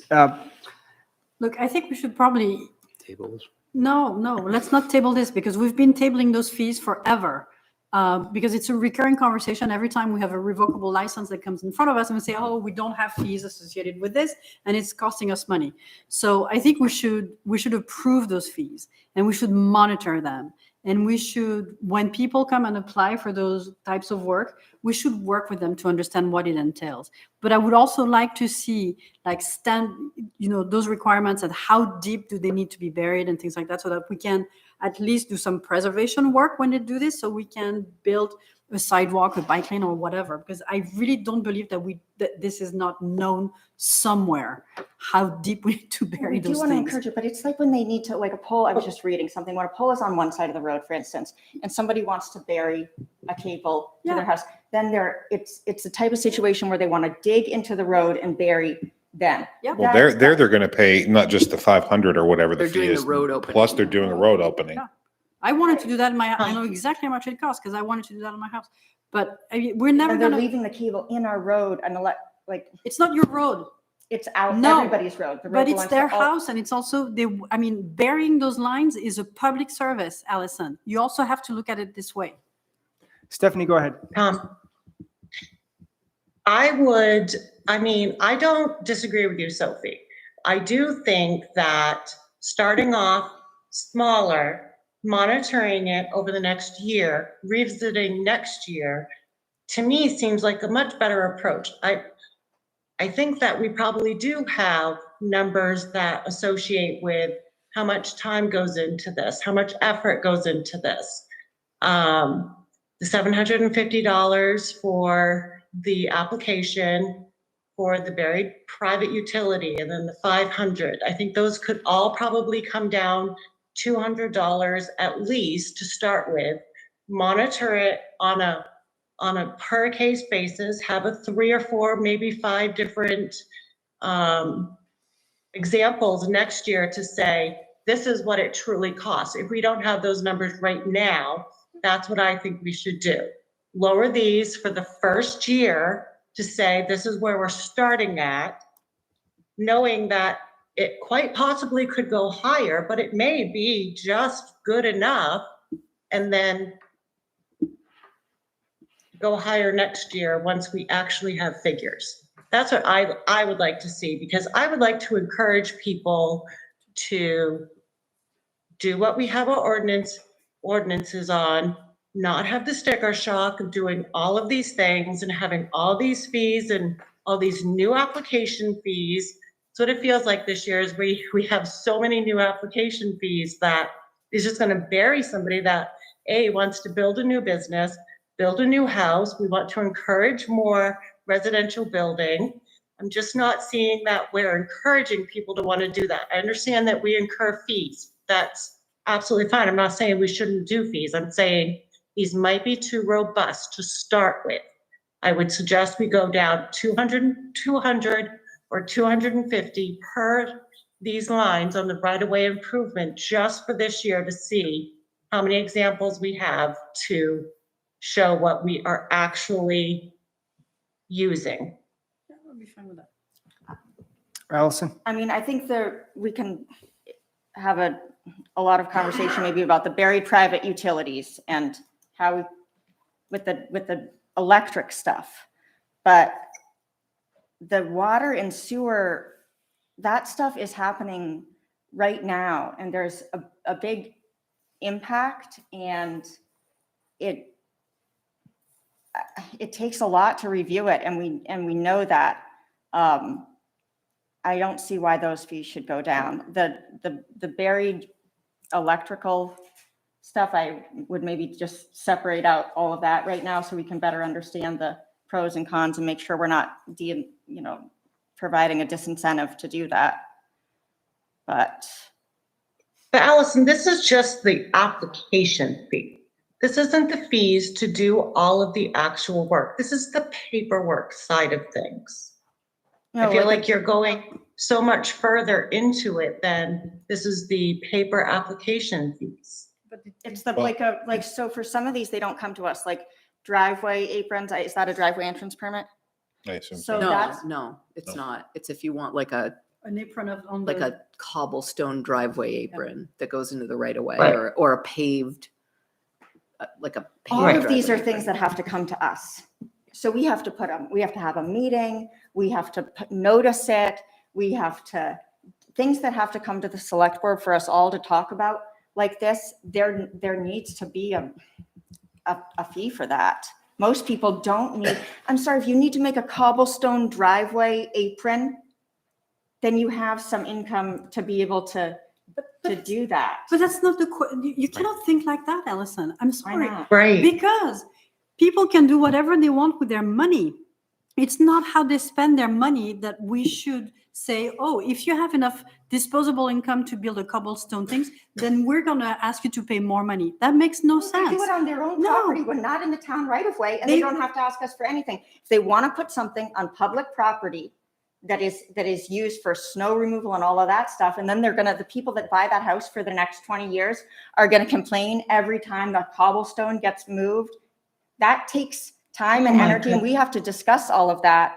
They can put whatever they want outside of the town right of way without having to ask anybody or pay any fee. In general, there's only a couple of fees that we have that increased more than $200 besides the new application fees. I don't see why these have to be so exorbitant from the beginning. Thank you, Jeremy, for stepping up. I would say it's to cover the cost of like I said, the right-of-way improvements, that is one of the most time-consuming things we do. Allison's absolutely right. It's an ongoing negotiation with the people that buy these properties. I can't even tell you the amount of conversations I have yearly about snow plows and impacting landscaping that's in the right of way. So this is something that if we're allowing it to happen, So the it's very, very resource intensive and consuming. So the question is. Forever. No, but so the question is, do we want to allow any construction in the right of way? That's really the question. So the fee is not addressing the question, right? So really the policy you're asking the select board to create is whether we're going to. Well, we already allow it. We've already been allowing it. I'm just saying we can this decide this to do that reflects more accurately the cost of having at least 4 people review it all before it even gets to all of you. But then we can have a conversation, because we're never going to be able to make a blanket statement, oh, no construction in the right of way at all. It's always going to be case by case. It's always going to take time for us to think about it. And we will always in the future have the option of going through process and waiving fees if we so choose. Like if we get to the end of somebody's driveway apron permit application and go through this whole thing, and we think, gosh, this person has been really harmed by this fee, we can waive that if we want. I will tell you from working in the construction industry, there's a wide variation here. Yeah. Looking at private utilities in the right of way, there's certain houses where it absolutely has no impact whatsoever on the stuff that you've been talking about. And then there's other ones where it's significant. And so, you know, I do understand what you're saying, Audra. There are certain methods or locations where I can see where it would be impactful and expensive. There's other places where, I mean, it's 2 feet and the grade is all, you know, proper, and that's pretty exorbitant for those people. I do want to ask another question. We're getting a little caught up on that one. Can I get a little clarification on the memorial benches? It says Oh, a new bench yes. for 600, for a bench 600, 10-year maintenance, and then I'm looking at a $1,500 fee. The math just isn't adding up to me, so I'm wondering if it's just an explanation. I actually don't know a lot about the memorial bench fees. Okay. That's a think we're- fixed thing, right? Yeah, and I think we're just keeping them the same. Well, it says a No, it's new fee of $1,500. 1,500. And then I'm right, wondering right. if the new bench is $600 on top of that, and then the 10-year maintenance of, We need to clarify this. Yeah. yeah, The that- benches are Yeah. problematic. it's so- not adding up. No. So it looks like that might have been the the $1,200 explanation, but it doesn't reflect the new For the $1,500 new uh, fee. fee. I'm fine with $1,500, but we should just clarify the language there. Yep. In the end, on all this stuff, I am the leader in wanting the fees to reflect the actual costs of what it costs the town to do. And I'm okay with either technique, which is going with Audra, Jeremy, and Steve's recommendations based on what they think it actually costs, or what Stephanie and I think Sophie have proposed, which is, or maybe Chris, is to take a tiered approach where we implement the fees at a lower level, and we take a 1-year assessment where we actually take a look at what some of these things do cost, a little closer look, and then coming back to it without the sticker shock to the people who are Just a doing these clarification, projects. Tom, you're just referring to the right-of-way improvement section, those 3 lines, I assume? 4, What's the 4th one? Montgomery Dam. Oh, okay, that's a little different than the right-of-way, but yeah. That's true, but it's in that same section, I believe. Wow. Yep, that area basically, has caught our attention significantly. I think for the Montgomery Dam, I would like to see also that if we go for a lower fee, that we give a discount if 2 or more owners bundle the work together, just to give them an incentive to do it together. Yeah, there should be. Because there should be, because that's one of the nightmares is the multiplication of opening and closing the dam because they don't coordinate. So finding a financial incentive for them to do that, if we give them a lower fee. I just didn't want you to change the sewer connection fee. Yeah. No, that one Yeah. we've let Yeah. where it was. We've discussed that before, and we saw the other Yeah. issues related to it Yeah. with the Pearl Street piece. So What about, so with the sewer connection, can we call that a new sewer connection?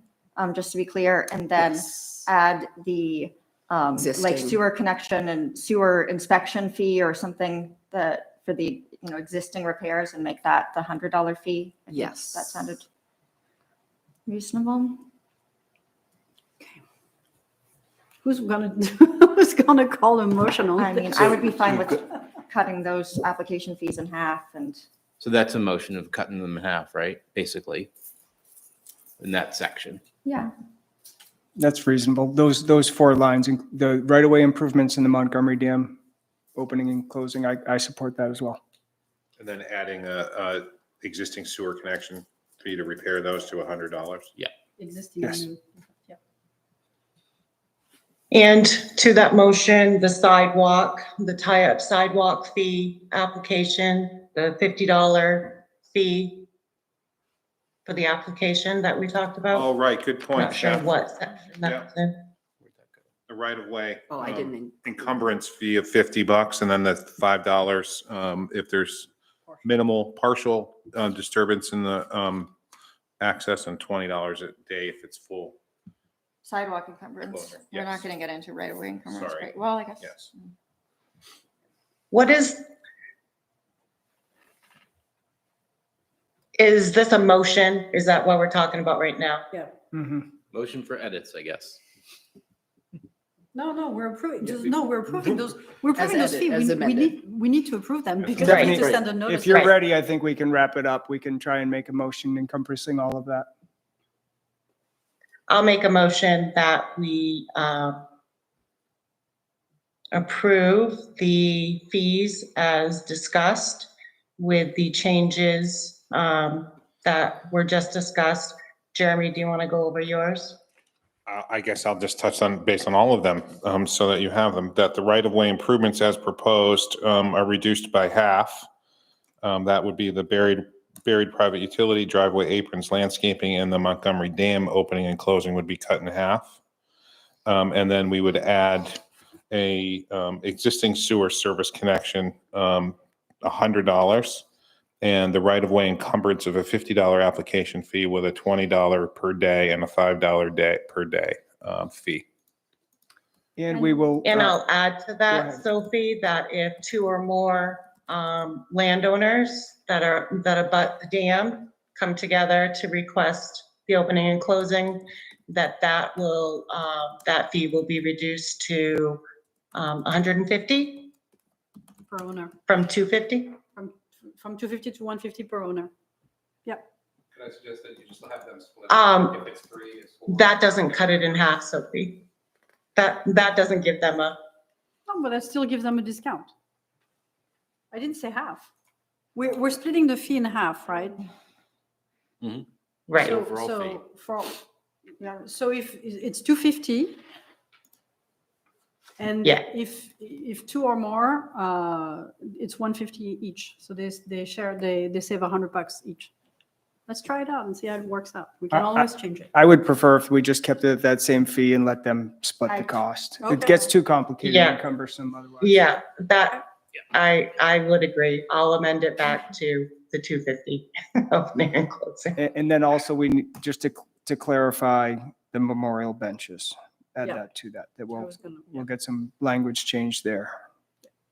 Okay. I will add that as well to my motion. Did the harbor committee discuss the memorial benches? They probably should, because it's. So we have a But motion that's my made. motion on the table right now. Yeah, we have a motion made. I'll second it. Second. Motion made and seconded. Further discussion? All those in favor? Aye. Thank you. 5-0 motion carries. Item 7C, Opera House funding request. Dave, welcome.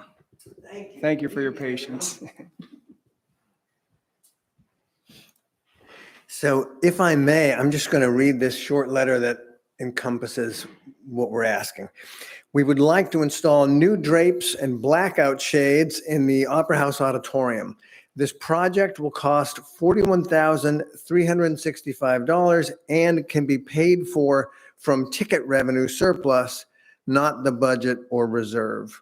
The current drapes were installed in 1994 by Barnes Custom Window Treatments as a part of our major renovation of the Opera House. The drapes are made of damask fabric and lined and are historically correct. Over time, the drapes have become worn, faded, and in some cases stained by water damage. At one point several years ago, in order to serve the Camden International Film Festival, we temporarily blacked out the windows with black butcher paper behind the drapes to make them light tight for showing films, and that temporary fix is still in place. The new drapes would be based on the original design and would be made from RM Cocoa Essex damask and will be lined. In addition, there will be blackout roller shades installed behind the drapes to make the Opera House an excellent venue for film.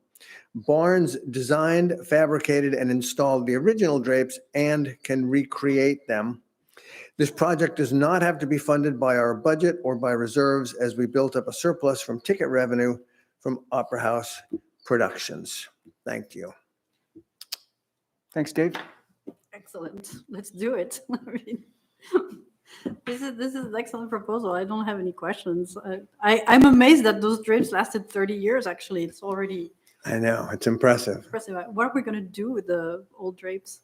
Got me. Can we do an auction? Can we do something? You remember when we had the Central Park gates with the orange fabric? It was sold at auction to do a fundraiser. So maybe we could do something. Interesting idea. Great conversation for another day. Yes. Allison. So when you say like a surplus, just for transparency's sake for everybody that, it's not like the Opera House has a surplus. So, because there's a budget, the town pays, the Opera House costs us money, not, right? That is true. And perhaps Audra or Jody can So I'll jump in clarify and- better. So because it's now a special revenue fund, they budget for productions and the revenue that they're going to make from productions. So what Dave is saying is that production revenue line we've exceeded the budgeted revenue for it. This would be as if the Snowball sold more tickets Yes. Except in for a this, given year. yeah, the Snowball isn't quite as big of a budget line as the Opera House, but, I'm fine with it. I just am wondering, how are we doing with things like the other things that we need for the Opera House, like the heating system and the cooling system in this room? For instance, I know, do we have, That's kind of in process. We met today with some folks from Siemens. We're looking at the whole first floor of the town office. And we're looking at the Opera House, which is the system in the attic. I guess I'm just wondering if we have enough money to do what is going to need to be done here. Like the air conditioning doesn't I work. feel like Should we be it's using the safe money to on safe to things say like- that's going to be a CIP item. Yeah. We just mandated that there be climate control for breastfeeding mothers, so. Okay, so I just feel like sometimes we should look at what the needs of the building are that are Sure. critical as opposed to the more, the drapes, it all looks lovely to me every time I go up there. I haven't looked, I'm sure it all needs to be replaced, but I think it would be good sometimes if any surplus revenue could be used to offset some of the more, critical needs of the building, but I'm fine with the proposal. Audra, Sorry. Yeah. I'm sorry, can I just add to your Yes. explanation, just to make it a little more clear? Before this current year, the Opera House Auditorium operated within the town's general fund. And then for FY24, we voted to make that its own special revenue account. So it's kind of like the Snowball. The money that Dave is proposing to spend is not part of that new fund. We have a perpetual account that has funded Opera House Productions since I've been here. And that's the account that Dave is going to be spending out of. So it has nothing to do with the activity that's taken place in this current year, just as a clarification. Oh. Cool. So I don't know if I've confused you even more, but I just wanted you to know that this has nothing to do with any of the operations of this year. This is the result of a surplus in production revenue versus production expense over a span of time when the Opera House Auditorium was part of the general fund. The productions were as their own special revenue by themselves. That is the account that we're talking about. It's always been confusing. I'm so sorry. It is confusing. So it's not, it's similar to what Dave said, like surplus ticket sales Yes. over many Time. years, not just exclusively this year. Sort of. Exactly. Yes, it's been Dave's own little special production account that he's so wonderfully built up over the years for items like this. Perfect. Does anybody from the public have any comments or questions?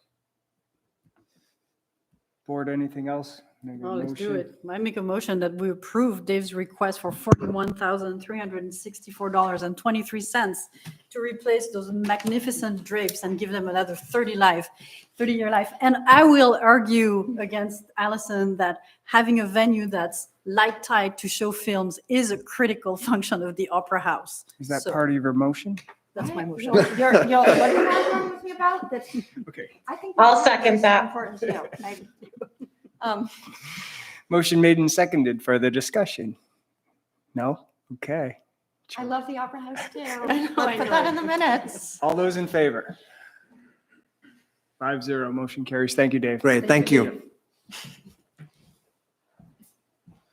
Item 8A, public hearing, consideration of approval of a fourth 180-day extension to the moratorium ordinance to prohibit the installation, construction, or modification of piers, docks, floats, or ramps serving residential properties within the bounds of the coastal and outer harbors. Jeremy. All right, thank you. So the purpose of this hearing is to decide whether to extend the moratorium another 180 days for residential docks, floats, and ramps and other structures in the outer and coastal harbors. This would be the fourth extension. As you recall, or you may recall, back in June of 2022 is when the voters approved the moratorium, and it was retroactive to March 15th, as I recall. And this again would be the fourth extension. The last extension was approved by the select board on July 26th. That gets us out to like January 21st or so. And since that date, the planning board has held 3 workshops or discussions about the pier moratorium. I prepared a memo, and if you can make sure to include that in the record, that'd be helpful.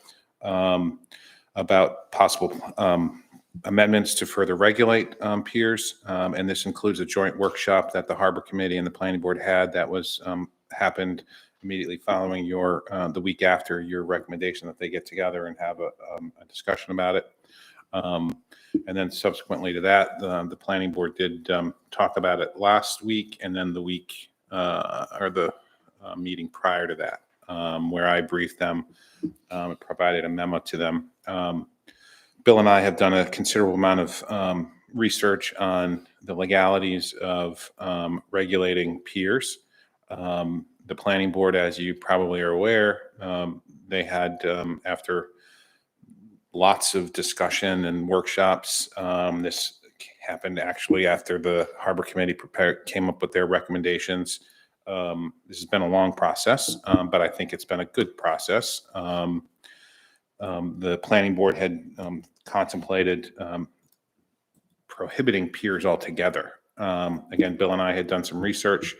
It was we were forced to do a little bit more digging on this stuff after we were provided a letter from a law firm down in Portland, Pierce Atwood.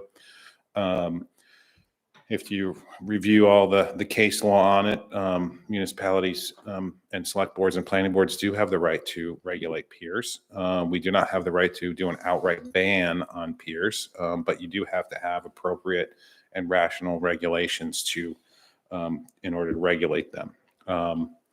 We're continuing going down that road. The planning board is. They are now looking at what other communities have done to regulate them. They are looking at the Army Corps of Engineers review criteria, and they're actually looking at the main DEP Natural Resource Protection Act criteria as well. We're looking at communities, Cumberland, Kennebunk, Brunswick have some pretty good regulations. I would add that in our review, the planning board's review, they have 2 approval criteria for peers in addition to their standard approval criteria that applies to all site plans. Most of those are not applicable to a peer because they have things to do with like public access, not public access, but sorry, that struck a nerve with you, Allison, didn't I? Emergency access and things like that. And then relationship of this building to other buildings. This is not a building. So a lot of those standards are not applicable. But the Harbor Committee and the Select Board review under the Harbor Ordinance standards are much more in-depth than the Planning Board review. The Planning Board is interested in continuing their review. So they're doing that, moving that forward, regardless, I think, of what you guys do.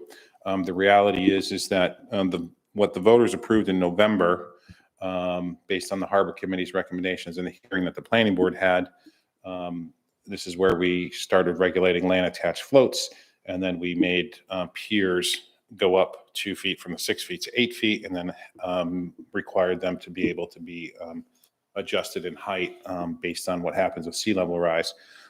That what voters approved only applied to existing piers. It did not apply to new piers because of the fact that we still had this moratorium in existence, and you weren't about to let that go in, I think, in July. So that's where we are. It is important as part of your hearing that you need to consider a couple things, and that the problem giving rise to the need for a moratorium still exists, and that it is reasonable progress is being made to alleviate the problem giving rise to the need for a moratorium. Those are two things that you need to find when you vote on this extension. It is critical, in my opinion, that you extend this moratorium. Again, not just for if the planning board is moving their work along, they're moving that along, but the reality is we've got to address the pier issue on new piers. If you guys don't want the planning board to do it and they're going to continue to do their work, they bring it to you and you guys don't do anything with it, that's what happens. But the reality is that we do need to address the ordinance that was approved by voters in November to make it apply to new piers as well, if that's where you guys go. So we can't just let the moratorium expire from my perspective. And I do believe that we have making considerable progress. I know some people might think it's taking some time, but it does take time. I mean, this is a lay planning board. It's a lay Harbor Committee. They're not experts. They don't meet weekly. And they are taking it serious. I think the planning board is. I know the Harbor Committee did. But there's still work that's being done. And I do think we're making progress on that.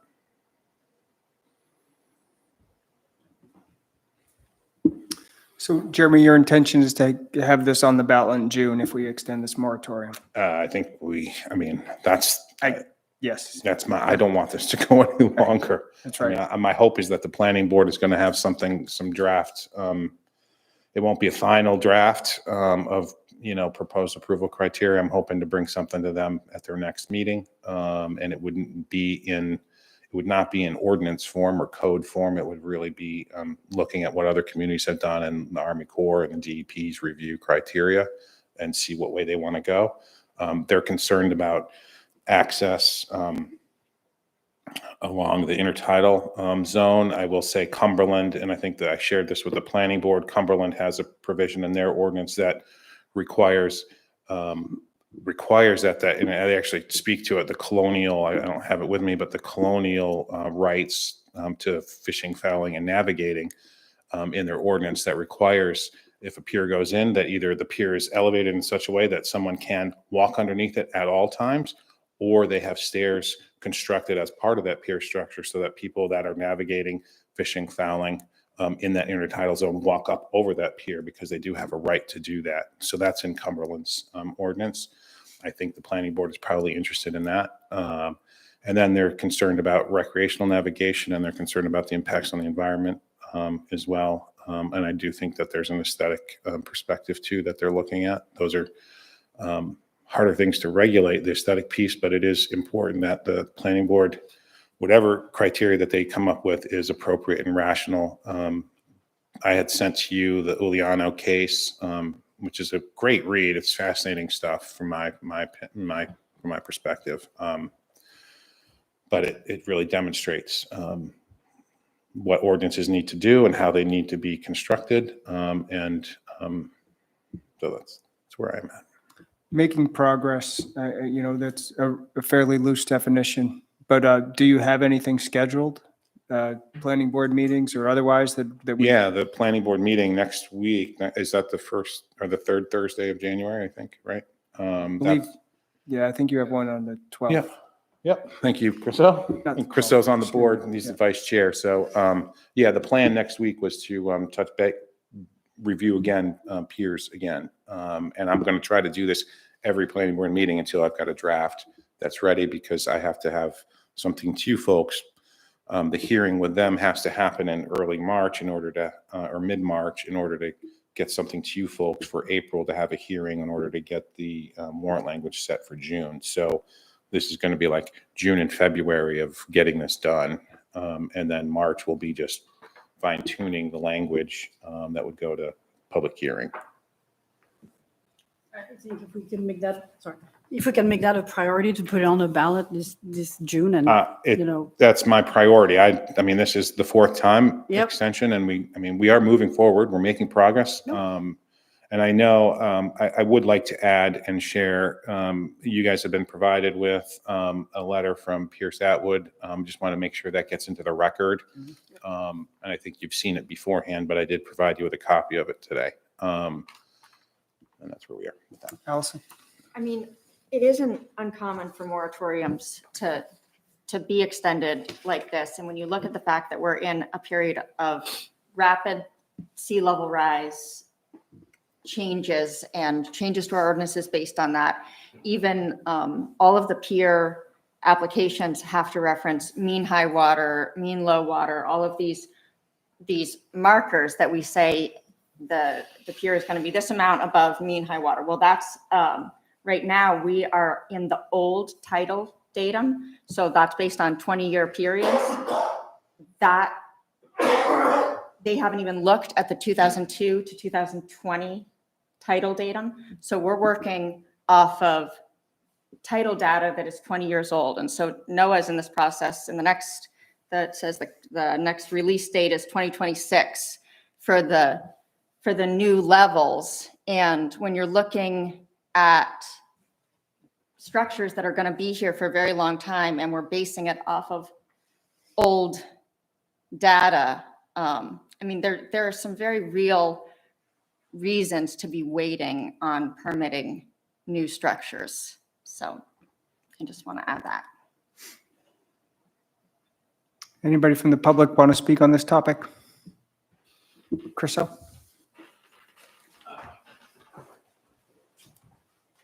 Yeah, as vice chair of the planning board, I just wanted to double down on some of what Jeremy has said. We have been looking at this for the 2 years. We've gone through many stages, and I think at this, we're pretty close to having what we would bring forward. And so to sort of pull the moratorium now when we're on the final stretch would be a shame, because I think we're there. We have what we want to do. We just need to finalize it in terms of water access, aesthetic design, the sea level change, the sea level limits. It seems like something silly, but the current standards are such that these piers are at high tide. They're in the water at high tide. And the builders, you talk to Brock and all those guys, they would happily go higher, but our ordinance doesn't allow them to. So if we're going to not have, if we're going to allow more piers, we need to make them built the best way that they can be. So to protect, we've seen what happens with our storms when a pier that's not well built or is old comes adrift. So our goal, we've been talking about it for 2 years. We've been working on this. We're pretty close. We very much want to have this done and move on, and we're pretty close. So I just ask you to renew the moratorium so that we can get this done for June. Thank you. I would add one more thing. The state DEP and the Geological Survey has come up with new maps. They're out for public comment right now on what they're calling, I think they call it their sand dunes or coastal sand dunes. There are 3 locations in Camden on those maps, actually 2, well, 3.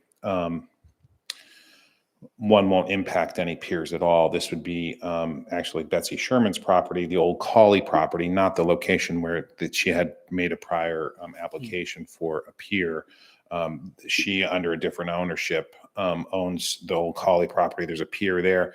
The area that goes down adjacent to the is it Maine Coast Heritage Trust's property. That is all expanded area of coastal sand dunes. An area of Sherman's Point or Sherman's Cove there's an expanded area in there that is actually, and I don't think we can build any piers in there because of the limits that we have currently. It would impact that. Yep. And then the area on the coast going up north on both sides of Spring Brook, where Spring Brook empties into the ocean, those are new expanded areas of coastal dunes. And I also have the new maps for significant wildlife habitat that I just got from the state. So we're going to kind of look at both of these things as well and play those into the review as well. That's a really good point. Are those significant wildlife habitat maps up for public comment as well, or? No, those are done and final. Anybody? Stephanie?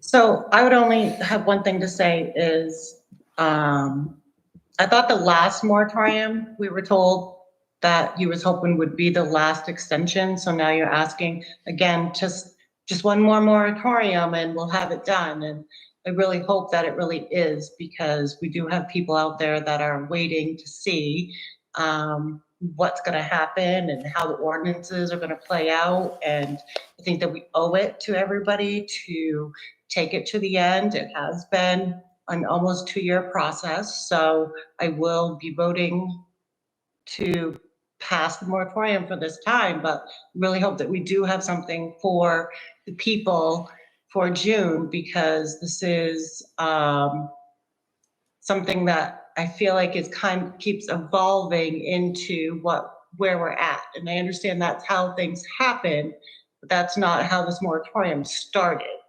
is kind of how it's ending up right now. So I think we just need to be a little bit careful, take it to the end and go the entire distance with it. Even if it doesn't pass, applications still have to make it through all of these rigorous evaluations and come to the select board, and it would be a interesting situation if that was to happen. So I don't think that anybody would be out anything if it didn't pass. I think that it would be a pretty hard sell to get everybody to be on board with moving forward with our ordinances being as they are right now. I just want to clarify, and I think it's, Stephanie, you bring a good point up. It's not just though it is not just one code that we're dealing with, one chapter in our code. We're dealing with 2 chapters, and they both need to line up together. It's chapter 290 and 108. And I think when we talked about this in July, it was kind of, we were talking about that. We were talking about, there's a whole host of things that happen there. The planning board was also talking about banning them potentially. And that's why we tweaked things that went to the public hearing with the planning board a little bit. So it's kind of been evolved, and it's evolved for, I think, some valid reasons. And the Harbor Committee and the planning board both do have a stake at this and are important to review and do this work. So the Harbor Committee did their work. We'll continue to advise them. Any changes that need to happen in 290 or in 108 are going to go to the Harbor Committee for review as well. That time frame is different. We don't have to do the hearings with them. It just goes with you, and that would be in April as opposed to the Chapter 290, which has to go to Planning Board and then a hearing with you. So the intent is absolutely, I mean, what we're going to do is we're going to take this to June to vote. That's what I think the sentiment here in general is, that we'd like to see this on June ballot, so. So we're finding that we're making sufficient progress with the work pertaining to peers and the peers moratorium and. Correct. And that the problems that And- give and rise, the that gave problems rise still still exist. exists. And that our recommendation is to extend the moratorium. For 180 days, based on the record, based on everything that the Harbor Committee's done, the Planning Board's done, my memo, and then you can also include the, what So CARES Act would moved. provide it to you. Second. Motion made and seconded. Further discussion? How long is 180 days going to take us to? Is that long enough? 180 days? We can't go less, you can't go more, it's 180 days, so the plan, I think I did the numbers, we get out beyond June with 180 days, so Bill and I would have to do some creative Okay, wording to have the moratorium expire upon approval of the town vote, okay. if that makes sense. So we have plenty of time to write a warrant article and put it on the June ballot. That's Theoretically, yeah. We have a very slow form of government, which is what the people Well, and want. the whole 180 days, I mean, this is a case, again, I know this happened a long time ago in the legislature, but the state legislature has no clue what happens on the municipal side. Like they don't understand municipal government. To think that a town, like, I mean, this is a town that we have town staff, we got people that are involved. I mean, imagine if this was happening in Waldo or the town of Brooks or in the town of Washington. well, let's keep it in Imagine, tandem. imagine a moratorium lasting Good 180 thing they're days not there. on the coast. Motion made and seconded. Further discussion? All those in favor? 5-0, motion carries. Another 180 days. How are we responding to this? Thanks, Jeremy. Enter this into the record? Is that what you're saying? The letter from the, Yes, and now we're responding to this, and I'm looking at Bill. so, yeah, I've acknowledged, and I think everybody here is aware that we've entered into the record the letter that we received from Pierce Atwood, Attorney Gilbreth this week. Thank you.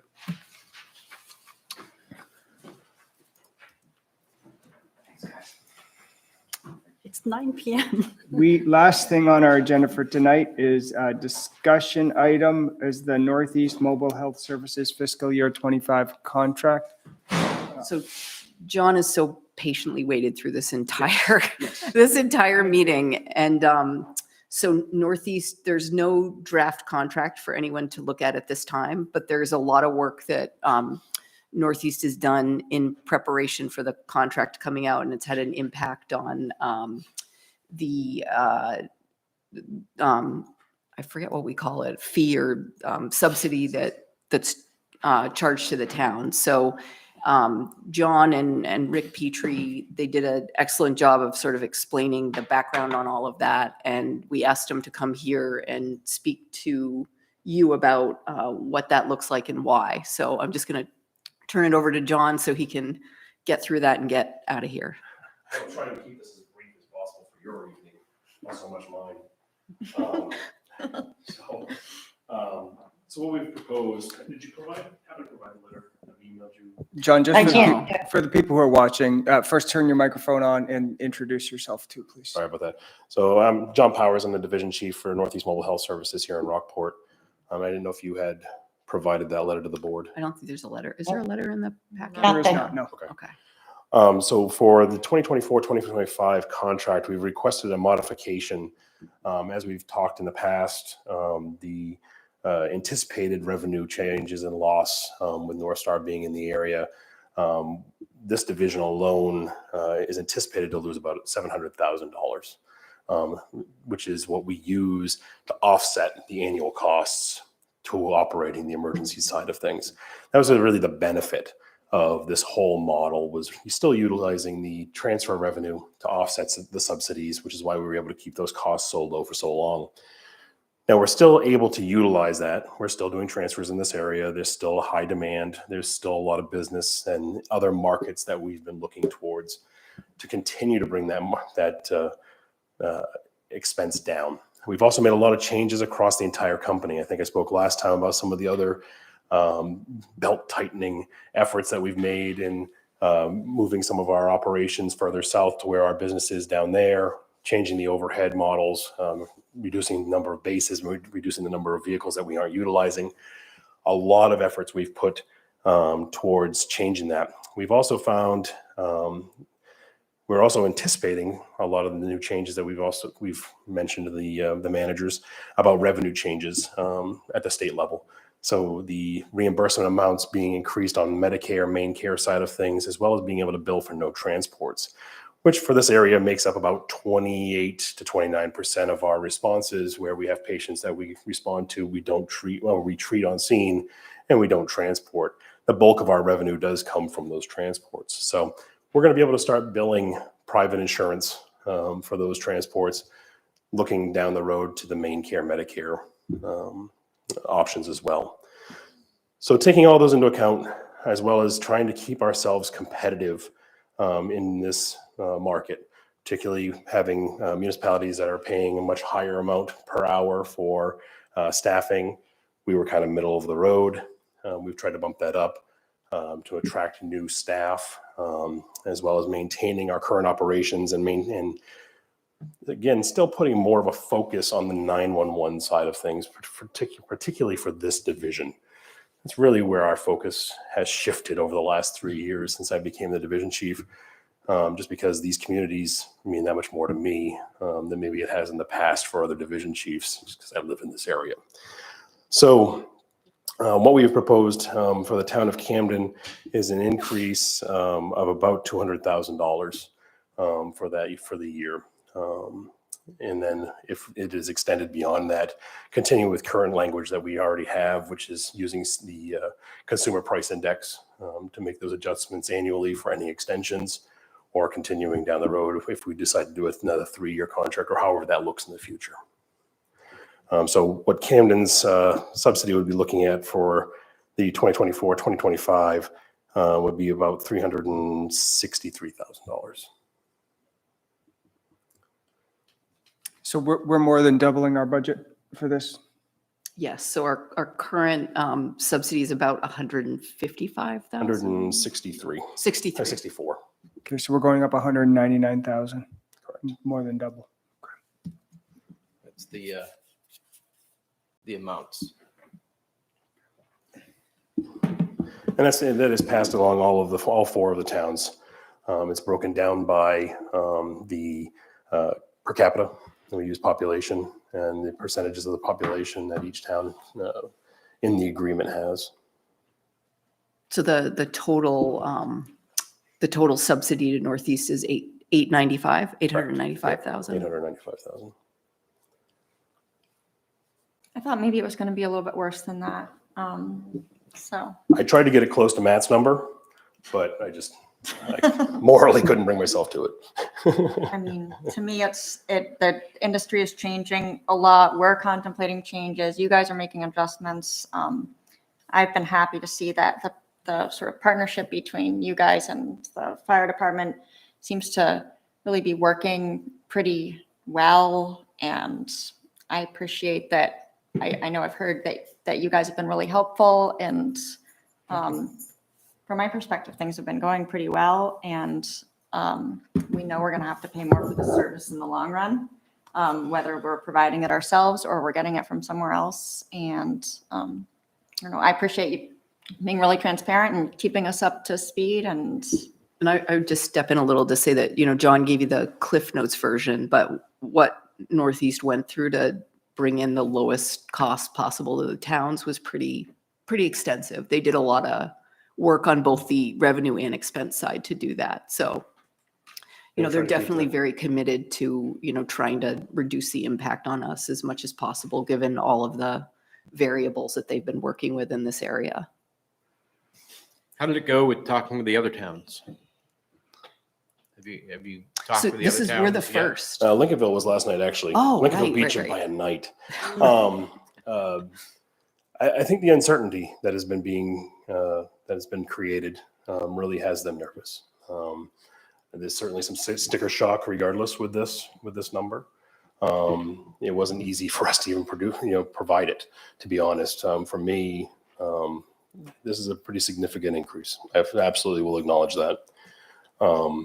But I think to continue to provide the high level service that we've been providing and improve it from there, I think, unfortunately, as Audra had said, is necessary in the changing environment that we're living in. So I think the response last night was pretty well received.